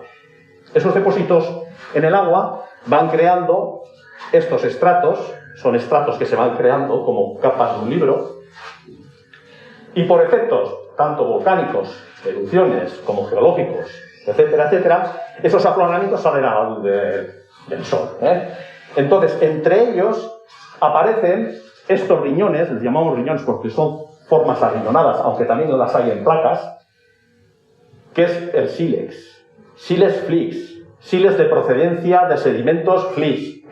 Estos se formaron, son restos orgánicos, la mayoría de ellos, que contienen sílice. Sílice es el mineral más habitual en la naturaleza. Entonces, se forman estos riñones, estos, podríamos decir fósiles, porque aquí salen fósiles también, Luego os voy a contar una anécdota. Entonces, esto cuando sale a la luz, pues bueno, encontramos este tipo de materiales. ¿Por qué este tipo de materiales era tan buscado en la prehistoria? Bien, unos apuntes. El sílex, como material, es muy duro. Tiene una característica de una dureza 7 en la escala de Mohs.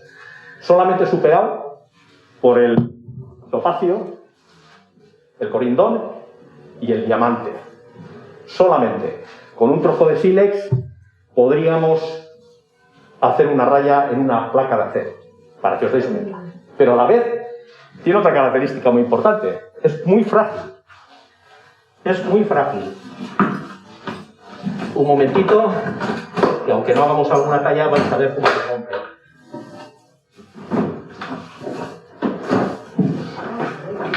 Es muy frágil, de manera que esa cualidad, esa característica, el aspecto todavía se utilizaba. Y se utilizaba para realizar ese tipo de herramientas, ¿no? Si le golpeamos con un percutor, luego explicaremos un poquito qué tipo de tecnologías hay. Si le golpeamos con un percutor, lo que vamos a hacer es una extracción de una lasca tan apuntada que esto es como tiene el filo de una cuchilla. Esto es lo que utilizaban ellos, esa característica de rotura, para poder fabricar las herramientas. Y tiene otra característica muy importante también, que su estructura interna es isotrópica. Bueno, os lo explico. Yo, de la forma que le pegue a este siles, por ejemplo, ¿no? Este siles es bastante puro, veis que tiene una superficie, luego lo podéis ver, la pena es que no podéis tocarlo, os lo iba a pasar, pero con el tema que estamos no se puede.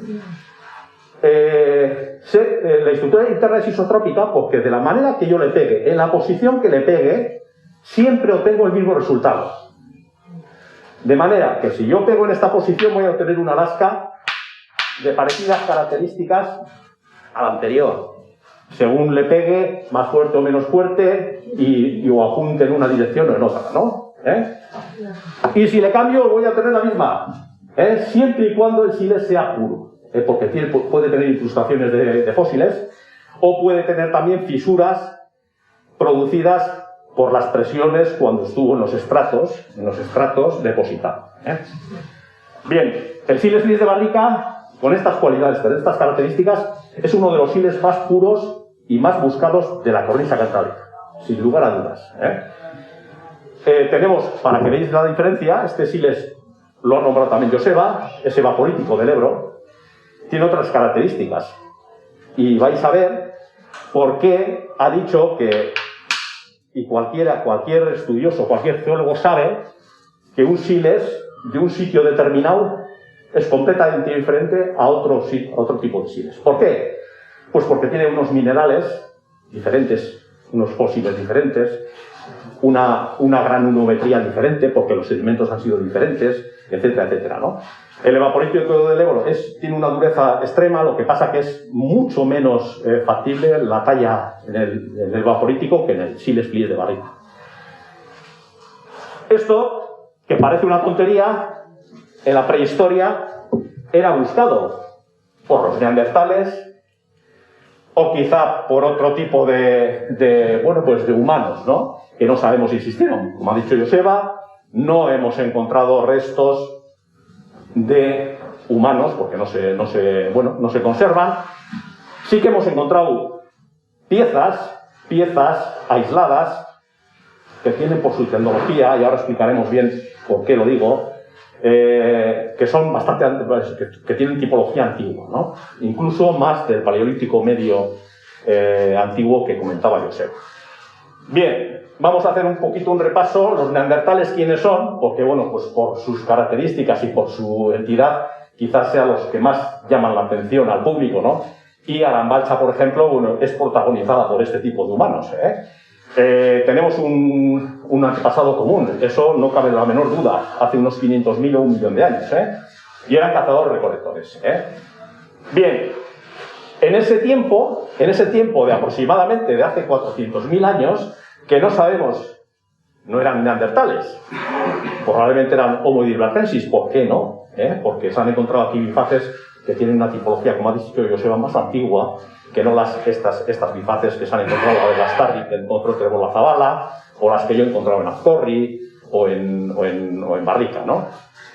Son bifaces más vastas, más grandes, y ya han aparecido, pero han aparecido esporádicamente. Bien, ¿qué animales vivían aquí hace 400.000 años? Bueno, pues tenemos uno de los yacimientos más importantes de la cornisa cantábrica muy cerquita, en Punta Lucero. Esta foto está sacada desde la Galea y no sé si lo he comentado alguna vez, igual alguno de vosotros lo sabe. Ahí había una cantera, una sima, donde descubrimos y excavamos el yacimiento con Pedro Castaños en 1988 y excepcionalmente encontramos animales, bueno, pues ahora lo vais a ver, espectaculares. En herbívoros, estoy haciendo un contexto para que os hagáis una idea de quiénes eran los neandertales y quiénes estaban por aquí como animales, como fauna, ¿no? Si estaban en Punta Lucero, estaban aquí. Porque en esa época, tened en cuenta que el mar estaba retrasado y la ría de Bilbao se pasaba andando, el bajamar, casi con toda seguridad. Había arenales, se pasaba. Y los animales, claro, iban buscando la caza, andaban, pom, pom, pom. Era todo un hábitat impresionante, ¿no? Bueno, pues en Punta Lucero conseguimos aislar, encontrar, excavar, pues por ejemplo el megacero. Es un ciervo gigante, desaparecido ya. Para haceros una idea de su tamaño, de punta a punta de lo que es la cornamenta, 2,5 metros. Del suelo a la cruz, aproximadamente 2,5 metros. Imaginaros el bicho, eso se ha extinguido. El ciervo rojo también apareció, un ciervo muy parecido al actual. El uro o el bisonte. Rinoceronte también encontramos, esas piezas son de rinoceronte. Esto, aunque excavamos en 1988, en el 2015, Asier Gómez Olivenza hace una recuperación de los materiales, que le ayudamos, y se publican dos publicaciones en publicaciones internacionales sobre este tipo de yacimiento, ¿no? El yacimiento de Punta Lucero. Muy importante, el yacimiento más antiguo de Vizcaya. Y probablemente nos iríamos un poquito más, o sea, de la cornisa cantábrica. Por ejemplo, hay animales, aquí los tenéis. El jaguar europeo es muy raro, apareció en Punta Lucero. El diente de tigre de sable, también es rarísimo, apareció en Punta Lucero. Y uno de los animales más curiosos y más raros es el lobo de Mosbach, el Canis mosbachensis, que es el ancestro del perro. Y se sabe, este ha sido uno de los animales que han datado el yacimiento, se sabe que este tipo de lobo evoluciona hace 400.000 años hacia otro tipo evolutivo. Entonces, una de las claves para datar el yacimiento ha sido el lobo de Mosbach, que aparecieron una dentadura entera, muy bonita. Todo esto está en el Arqueología Museo, donde trabaja ahora Joseba, está ahí. Bien, bueno, para haceros una idea de qué tipo de animales convivían con esos neandertales de Arambalcha y de otros tipos, porque no, Arambalcha no es el único yacimiento de neandertales de Uribe Costa, Tenemos localizados aproximadamente, os diría, más de una docena de ellos, yacimientos expresamente de neandertales. Bien. Esto es una joya. Ha salido antes en una de las fotos de Joseba, pero también nos da una idea de cómo vivían esos neandertales.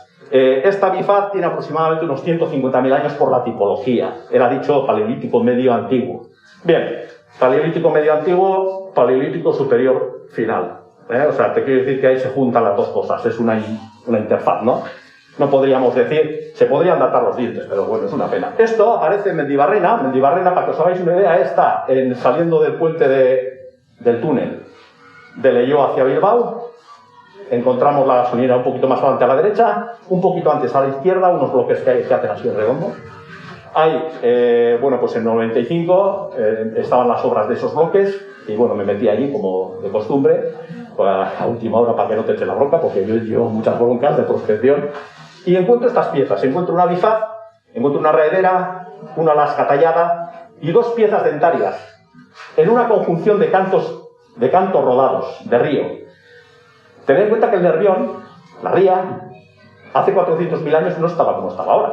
Los meandros de Astrabudúa son claros, y ahí ese meandro iba hasta ahí, hasta Leioa, hasta Mendibarrena, y luego se metía hasta casi la estación de Leioa. La ría era totalmente diferente, existía, pero diferente. Entonces todos esos cantos a mí me llamó la atención, como una terraza, eso era una terraza del río. Entonces entre ellos encontré estas piezas, estas 5 piezas, no tuve posibilidad de poder buscar más, ni vi parte del yacimiento, pero era tarde, porque estaban allí las excavadoras. Entonces esto te lo llevaron todo, vamos, al día siguiente ya no existía el talud aquel. Bien, de esto se hizo un estudio, ha sacado antes la lámina Joseba, se hizo un estudio tanto paleontológico de las 2 piezas dentarias como de las herramientas, ¿no? Las herramientas las adquirimos en esa época, paleolítico medio. Entonces en la publicación dijimos que era paleolítico inferior, lo ha dicho Joseba. Bueno, 150.000 años, ahí anda la cosa, más o menos. Pero las dos piezas dentarias nos llamaban mucho la atención. Bueno, pues Asier Gómez Olivenza también hizo el estudio y son de bisonte. Entonces, daros cuenta que estas 5 piezas encontradas en un contexto fuera de contexto tienen una importancia esencial, porque podemos conjuntar neandertales con fauna. Si se podría haber excavado aquel yacimiento, probablemente nos habría dado unos datos muy importantes, en concreto, sobre por qué estaba eso ahí. ¿Qué era? ¿Una cacería? ¿Qué era? ¿Un aprovechamiento de carroña? Había unas piezas muy claras.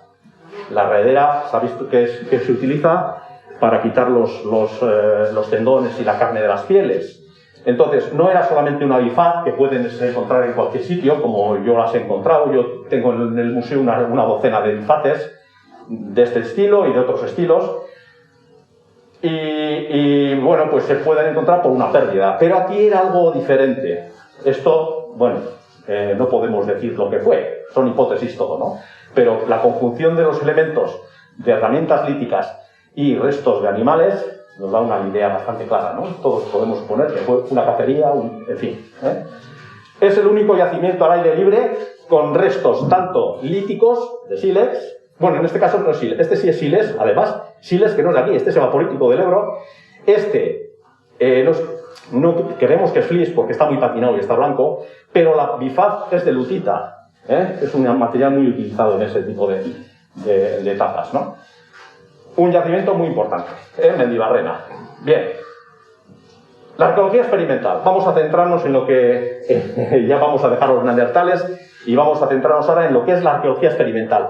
La arqueología experimental, ¿para qué vale?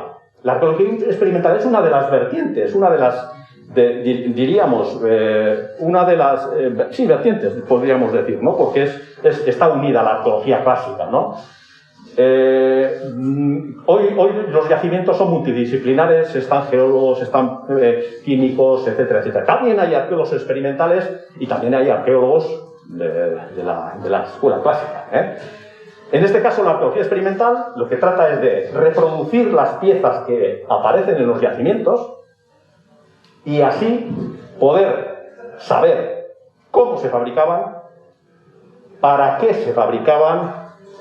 Y en esa circunstancia de talla hay varios tipos tecnológicos, varias formas de hacer esa talla. Entonces también cuándo se fabricaban.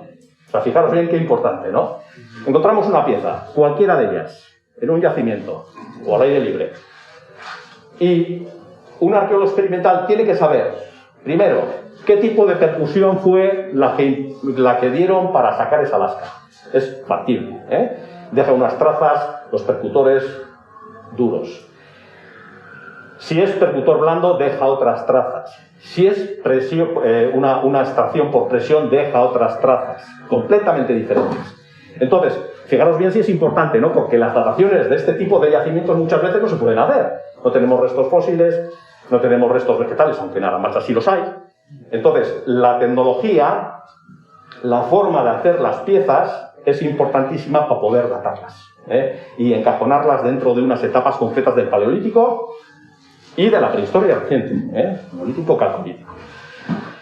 Bien, nosotros, desde la Asociación nuestra de Estudio de Arqueología del Carpia, nos dedicamos a eso, aparte de otros menesteres, ¿no? Pero ese es uno de los menesteres importantes, donde hemos hecho, pues hemos hecho en el Arqueología Museo A, demostraciones de talla, hemos hecho en el Museo Yasa de Irún, en Urdazubí. Por cierto, esto es del sábado que viene.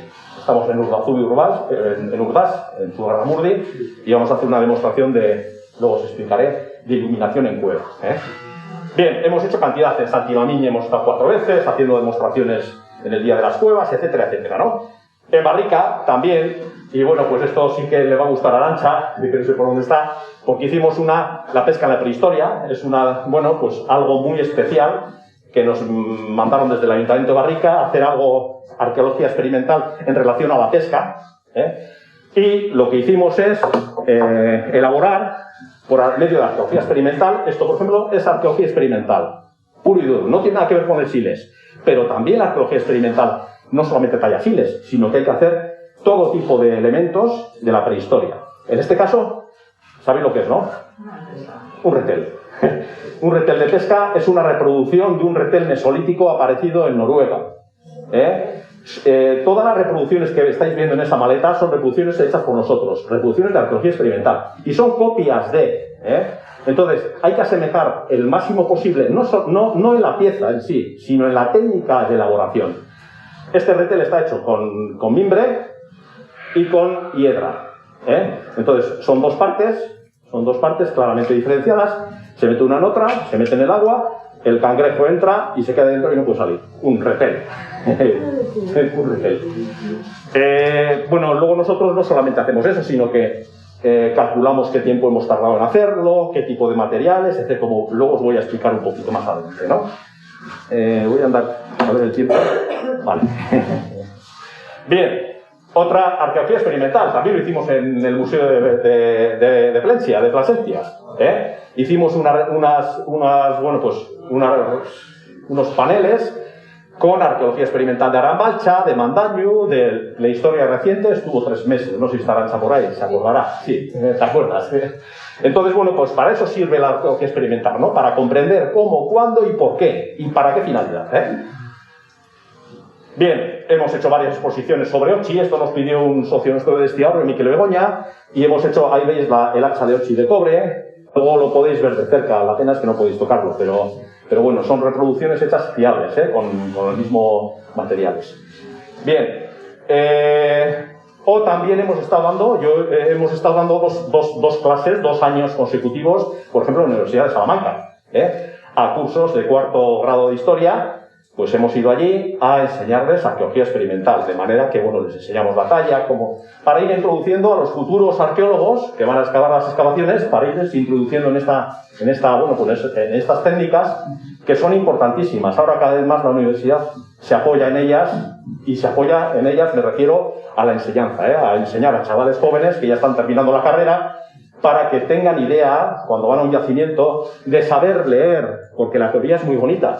La teoría es muy bonita, pero si no os toca nunca una lasca de files, la teoría no vale para nada. Esto es igual que, yo qué sé, ya te pueden enseñar cómo funciona un ordenador, teóricamente. Si no has cogido un ordenador y te ponen un ordenador, pues tienes que aprender, ¿no? Y eso es, ¿no? Entonces la práctica, la arqueología experimental les da eso, ¿no? Esa práctica con materiales files para poder tallar y para poder ellos saber qué tipo de piezas son, qué tipo de claves tienen que llevar para la talla. Percusión directa, percusión indirecta, hay un montón de técnicas, en la arqueología, y ahora os voy a explicar con la maleta un poquito más en concreto, ¿no? Bien, eso, por ejemplo, también las jornadas de la prehistoria barrica, donde hicimos un fenomenal dolmen a tamaño natural, un dolmen a tamaño natural que tenía 2 metros de lado a lado. Para montar las piedras y para montar todo el tinglao con cerámicas camponiformes también hechas por la asociación, y bueno, por restos, pues eso lo montamos en Barrica y fue como muy poco oído, ¿no? Hubo gente, pero fue algo excepcional. De hecho, nos han propuesto hacerlo en el Arqueológico Museo, para la Semana de la Arqueología. Iñaki García Camino, su director, el jefe de Joseba, me propuso el año pasado no se pudo. Entonces, en el Arqueológico Museo, en el Museo Arqueológico de Bilbao. Bueno, y si algún ayuntamiento de la zona también quiere, lo podemos hacer, también en Gorlitz, Plencia, O sea que gente para montarlo tenemos, y tenemos todas las piezas, bueno, pues que se montó una vez y fue... ¿Cuál? El muerto le llamamos Anacleto, es de plástico. Pero es de plástico y le dimos su correspondiente ocre, le veis que está rojo, lo tratamos, le dimos, vamos, está como si sería un muerto de verdad.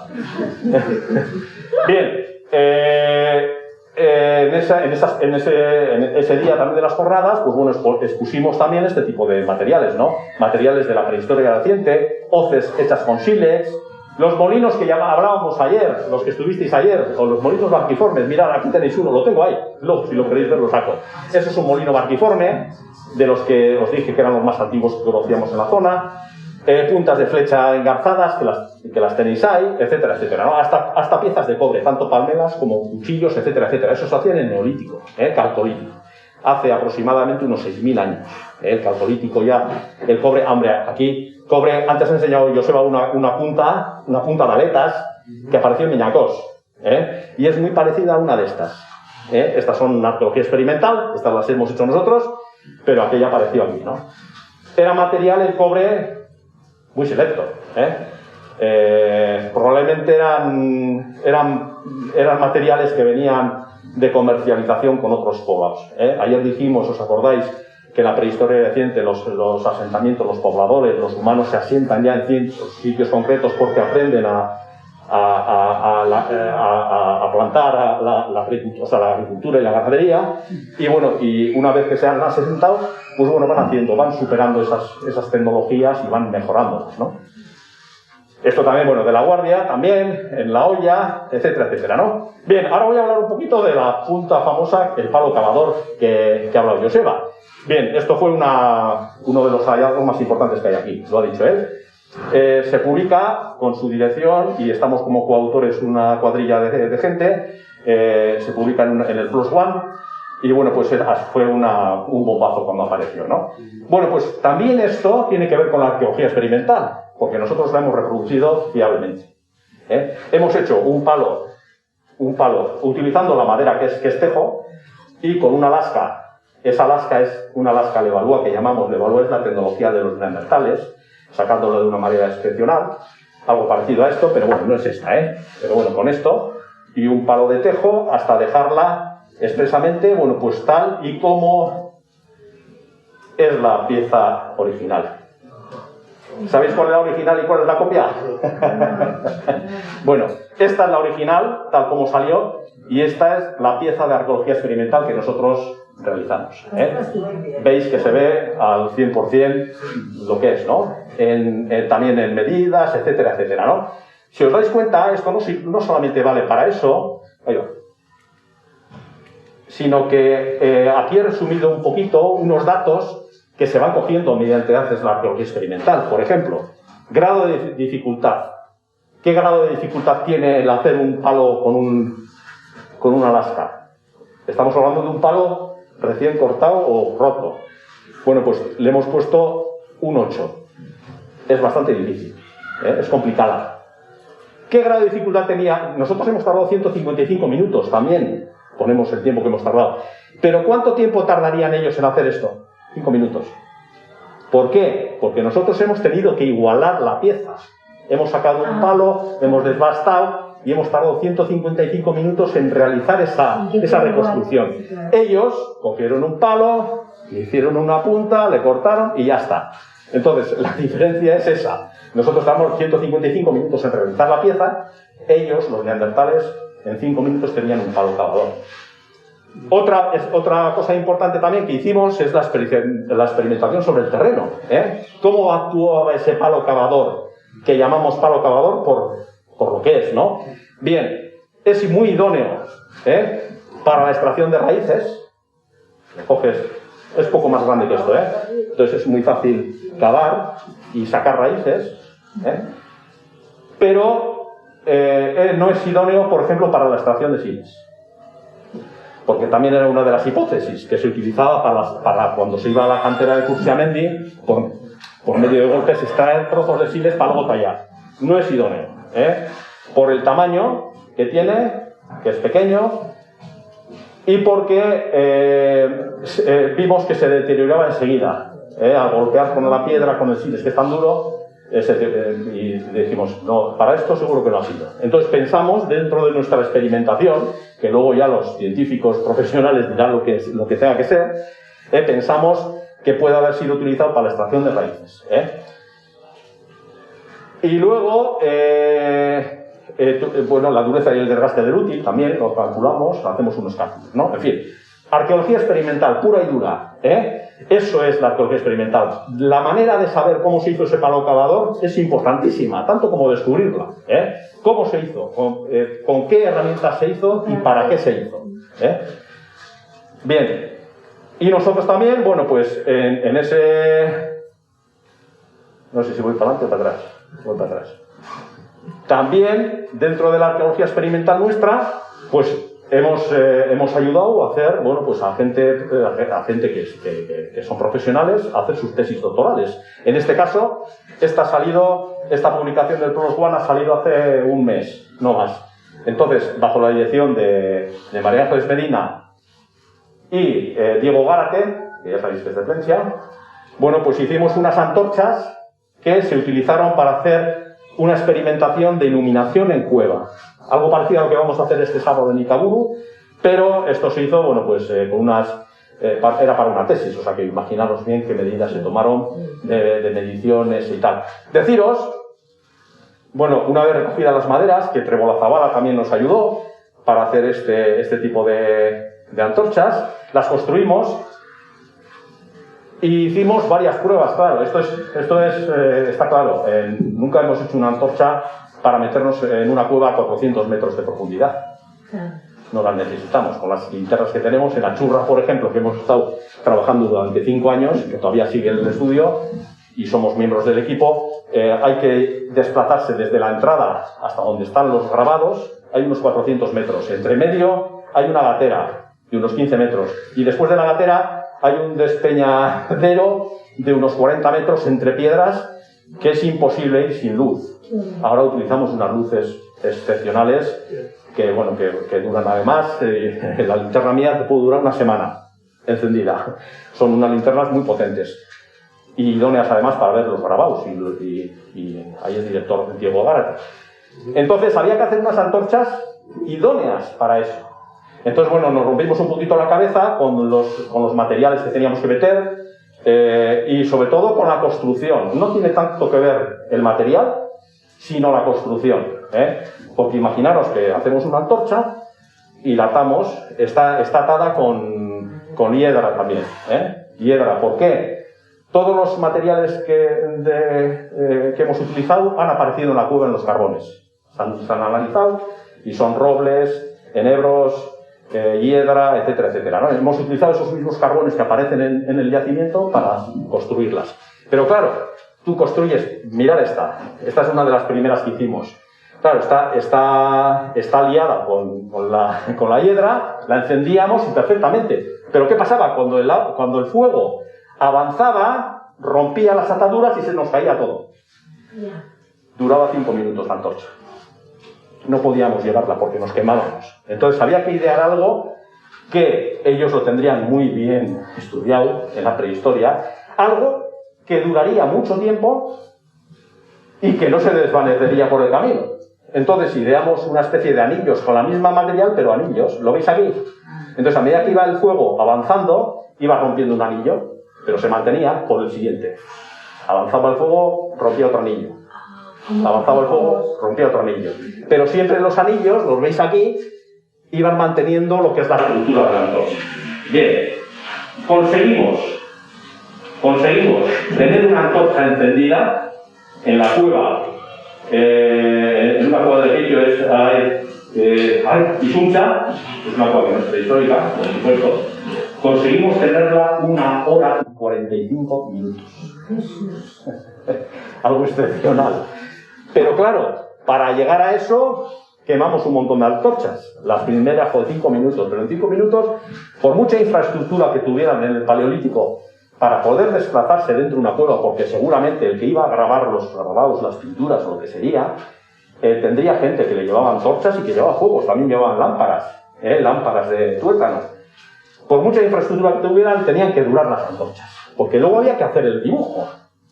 Y harían un fuego, exactamente, hemos encontrado fuegos fijos, pero la antorcha era principal para desplazamiento, si no, no podían desplazarse. Se quedaban dentro, alguno ya se quedaría. Entonces, bueno, pues esto es una experimentación muy importante que ha servido para la tesis doctoral de María Ángeles Medina y se ha publicado hace 2 semanas en el PLOS ONE también. El PLOS ONE es esa revista de San Francisco, Estados Unidos, que bueno, hace todo este tipo de cosas científicas, no solamente de prehistoria o de arqueología, sino de medicina, etcétera, astronomía, etcétera, etcétera, ¿no? Cosas científicas muy potentes. Bien, aquí podéis ver las diferentes tecnologías, las diferentes formas de hacer, en este caso concreto, las herramientas, con las diferentes etapas. Aquí hay 1 millón de años de tecnología. ¿Veis de pronto, 1 millón de años. Vemos las primeras, y son estas, que llamamos tecnología modo 1. La tecnología modo 1 es la tecnología más sencilla. En África, hace 3 millones de años ya hacían esto. Pero aquí en la península ibérica Y aquí concretamente en Uribe Costa hemos encontrado piezas aisladas, no son yacimientos aisladas. En Martiplas, en Moreaga, encontramos piezas de este tipo. Se trata de golpear para hacer un filo. Ese filo nos va a servir para romper huesos, para romper tendones y para romper carne. Corta, con esto se puede hacer mucho daño. Tecnología, probablemente en Atapuerca es el lomo anteceso. Los yacimientos de Atapuerca, los más antiguos son de este tipo de lomo anteceso. Va hasta 1.300.000 años. Bien, lo siguiente es esto, que hemos estado hablando de ellas, las bifaces. También paleolítico inferior, incluso paleolítico medio. Y esto es un avance tecnológico del modo 1. Este es modo 2. ¿Qué es lo que hacían? Bueno, pues aquí ya el protagonista de esta pieza, de la elaboración de esta pieza, es el Homo divergensis. Para hacer el canto tallado solamente una cara, y para hacer la bifaz 2 caras. Esto se llama comúnmente, popularmente, la navaja de la prehistoria. ¿Por qué? Pues porque sirve tanto para cortar, como para cavar, como para cortar como hacha, etc. Es un hacha de mano. La navaja suiza. La navaja suiza de la prehistoria. Se la han nombrado así, mal dicho, porque no es una navaja ni suiza, ni es una navaja. Pero es una pieza ya excepcional, hecha porque anteriormente los cantos no se llevaban consigo, no se llevaban consigo, los recolectores los abandonaban, y esta pieza ya era una pieza de prestigio. Hay diferentes modos, veréis, de bifaces, todas con unos ángulos sinuosos, etcétera, etcétera, talladas enteras y algunas pentagonos, van sin tallar. Bien, llegan los neandertales y, por supuesto, siguen haciendo bifaces. Lo que ha comentado, más pequeñas, más especializadas en otro tipo pues, para lo que querían ellos hacerlas, ¿no? Pero los neandertales dan un vuelco completo a la forma de hacer herramientas. De manera que, anteriormente, los Heidelbergensis y los antecesos necesitaban aproximadamente 1 kilo para hacer una bifaz, y ahora el neandertal es capaz de hacer de 1 kilo de siles 12 herramientas. De manera que con la técnica de Valois es capaz de hacer lascas triangulares, lascas ovoides, rectangulares, para hacer cosas diferentes. Antes la bifaz valía para todo, la navaja suiza, y ahora el neandertal hace diferentes herramientas para la caza, para cortar, para raspar, etcétera, etcétera, ¿no? Y el neandertal, como tal, pues esas puntas que llamamos levalúa, es esto es una punta levalúa de los neandertales. Es una punta triangular tallada en los dos laterales, ¿no? El neandertal, esto es muy pequeñito, era mucho más larga, pero lo utilizaba a modo de sopa. 2 metros o sí. Exactamente, puede ser. Ten en cuenta que un neandertal de una altura como tengo yo podía pesar 110 kilos, 120. Y no porque estaría gordo, como yo, sino porque tenía musculatura dote y la masa ósea era mucho más potente que la nuestra. Lo que es la parte exterior del hueso era mucho más... Bueno, ellos luchaban con los animales con esto directamente. Esto no se lanzaba, porque no tiene penetración. Veis que para clavar esto en un sitio, si yo lo lanzo a 10 metros, tengo que acercarme, exactamente. Esto tiene que ser esto. Como los cazadores de ballenas. Exactamente, a esto, porque no puedes lanzarlo, no se clava, se rebota. Entonces, los cazadores recolectores cazaban cuerpo a cuerpo. En cambio, venimos nosotros, nuestros más directos, e inventan el chaterperroniense. Incluso, bueno, ha dicho Joseba, es el interfaz entre el paleolítico medio y superior. Es ya una otra técnica que ya no es técnica de lascas. Esto es una técnica de lascas, el modo 3, otro modo tecnológico. Ahora viene la técnica de laminar. La pieza mucho más estilizada, mucho más penetrante. Se puede lanzar, ahora sí. Yo ahora esto lanzo, no te voy a lanzar. Lanzo y efectivamente clavo. Ese Shuttle-Perrins que ha aparecido en la marcha es esto, es una técnica laminar que probablemente sea una copia de los neandertales a los sapiens. Pues sí, puede ser. O verían los neandertales y decían, pues yo tengo esto que a mí me sirve, pero es que feo es. Así a fondo. Es como pasar del románico al gótico. Exactamente. Es una evolución tecnológica muy importante.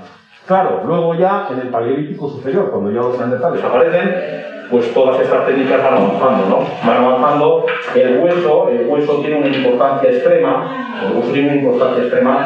con las azagallas, ya se empiezan a fabricar las azagallas en un hueso, que se ponen en las pértigas, para la pesca, etcétera, etcétera, ¿no? La evolución, bueno, y otro de los inventos impresionantes del Paleolítico superior son los propulsores. Esto también es un propulsor francés, una réplica. Y esto avanza, yo por ejemplo, si lanzo esta jabalina, puedo hacer diana si tendría mucha fuerza, a 10 metros, pero con el propulsor, si yo lo tiro de esta manera, multiplico por 6 la fuerza la distancia, la fuerza. ¿Sabéis cómo funciona, no? No voy a matar, Entonces, hago esto yo así, y es una especie de palanca. Entonces es un propulsor, muy conocido hasta por los indios americanos, pero aquí en la prehistoria existía. Propulsores, de Magdalena. Qué marica. No hemos encontrado ninguno, pero sí. No hemos encontrado ninguno, pero sí, seguro. Seguro. Es un caballo. Un caballo. No, es un caballo. Es un caballo y la cola es donde se apoya la jabalina. Bien, hay cantidad. Eso es, bueno, el estallido principal de la evolución tecnológica de los humanos es a partir del Magdaleniense. No solamente en tecnología para hacer herramientas, sino en la forma de vincularse con la simbología, con la naturaleza de todo. El arte, que se expande, las cuevas. La churra es impresionante. Os digo a churra porque es la que mejor conozco, que es Antigoniñe. Cualquier cueva, que tenga arturetes es un espectáculo, es simbólico de ellos, ¿no? Que no llegamos a comprender por qué, ¿no? Pero también, como no, de todo tipo aquí tenéis, por ejemplo, una réplica de Cain, de un caballo, la plaqueta de Cain con el Luján. Pero, ¿por qué no? El divertimento también era factible para ellos. Estos son rodetes, donde tenemos 2 cabras. Esto es un rodete francés. Tenemos 2 cabras, 2 ciervas. Una de ellas tiene las patas así y otra así. Entonces, en un agujero, si le damos vuelta, vemos cómo salta la cierva. Esto es el primer cine de la humanidad. Es dinámico, son rodetes. Y se piensa que es para eso, porque tiene unos agujeros y por un lado está dibujada una cierva con las patas así y la otra así. Bueno, dibujan bisontes, dibujan muchas cosas, ¿no? Rodetes. Pero también la música y los sonidos. No os voy a hacer nada, tranquilos que controlo bastante yo esto. También en ese simbolismo que os he dicho, participan también los sonidos que probablemente sean los primeros sonidos de comunicación. Atentos.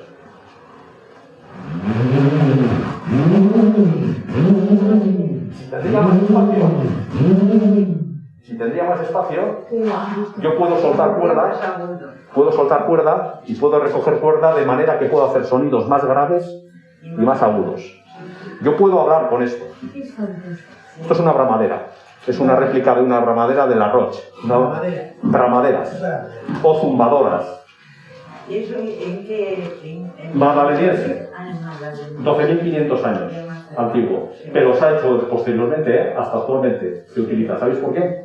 Por los australianos. ¿No habéis visto Toto y Lodandi?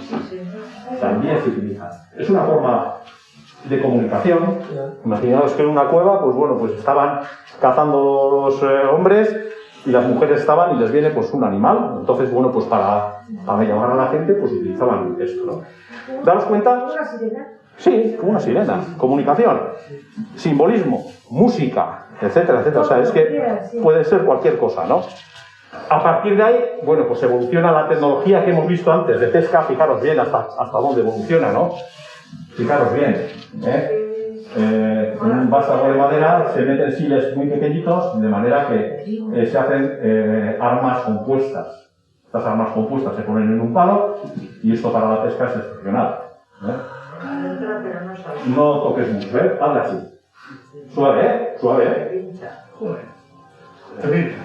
Como una hoja de... Es como, vamos, como un... Eso para el bonito. ¿Tú sabes, no?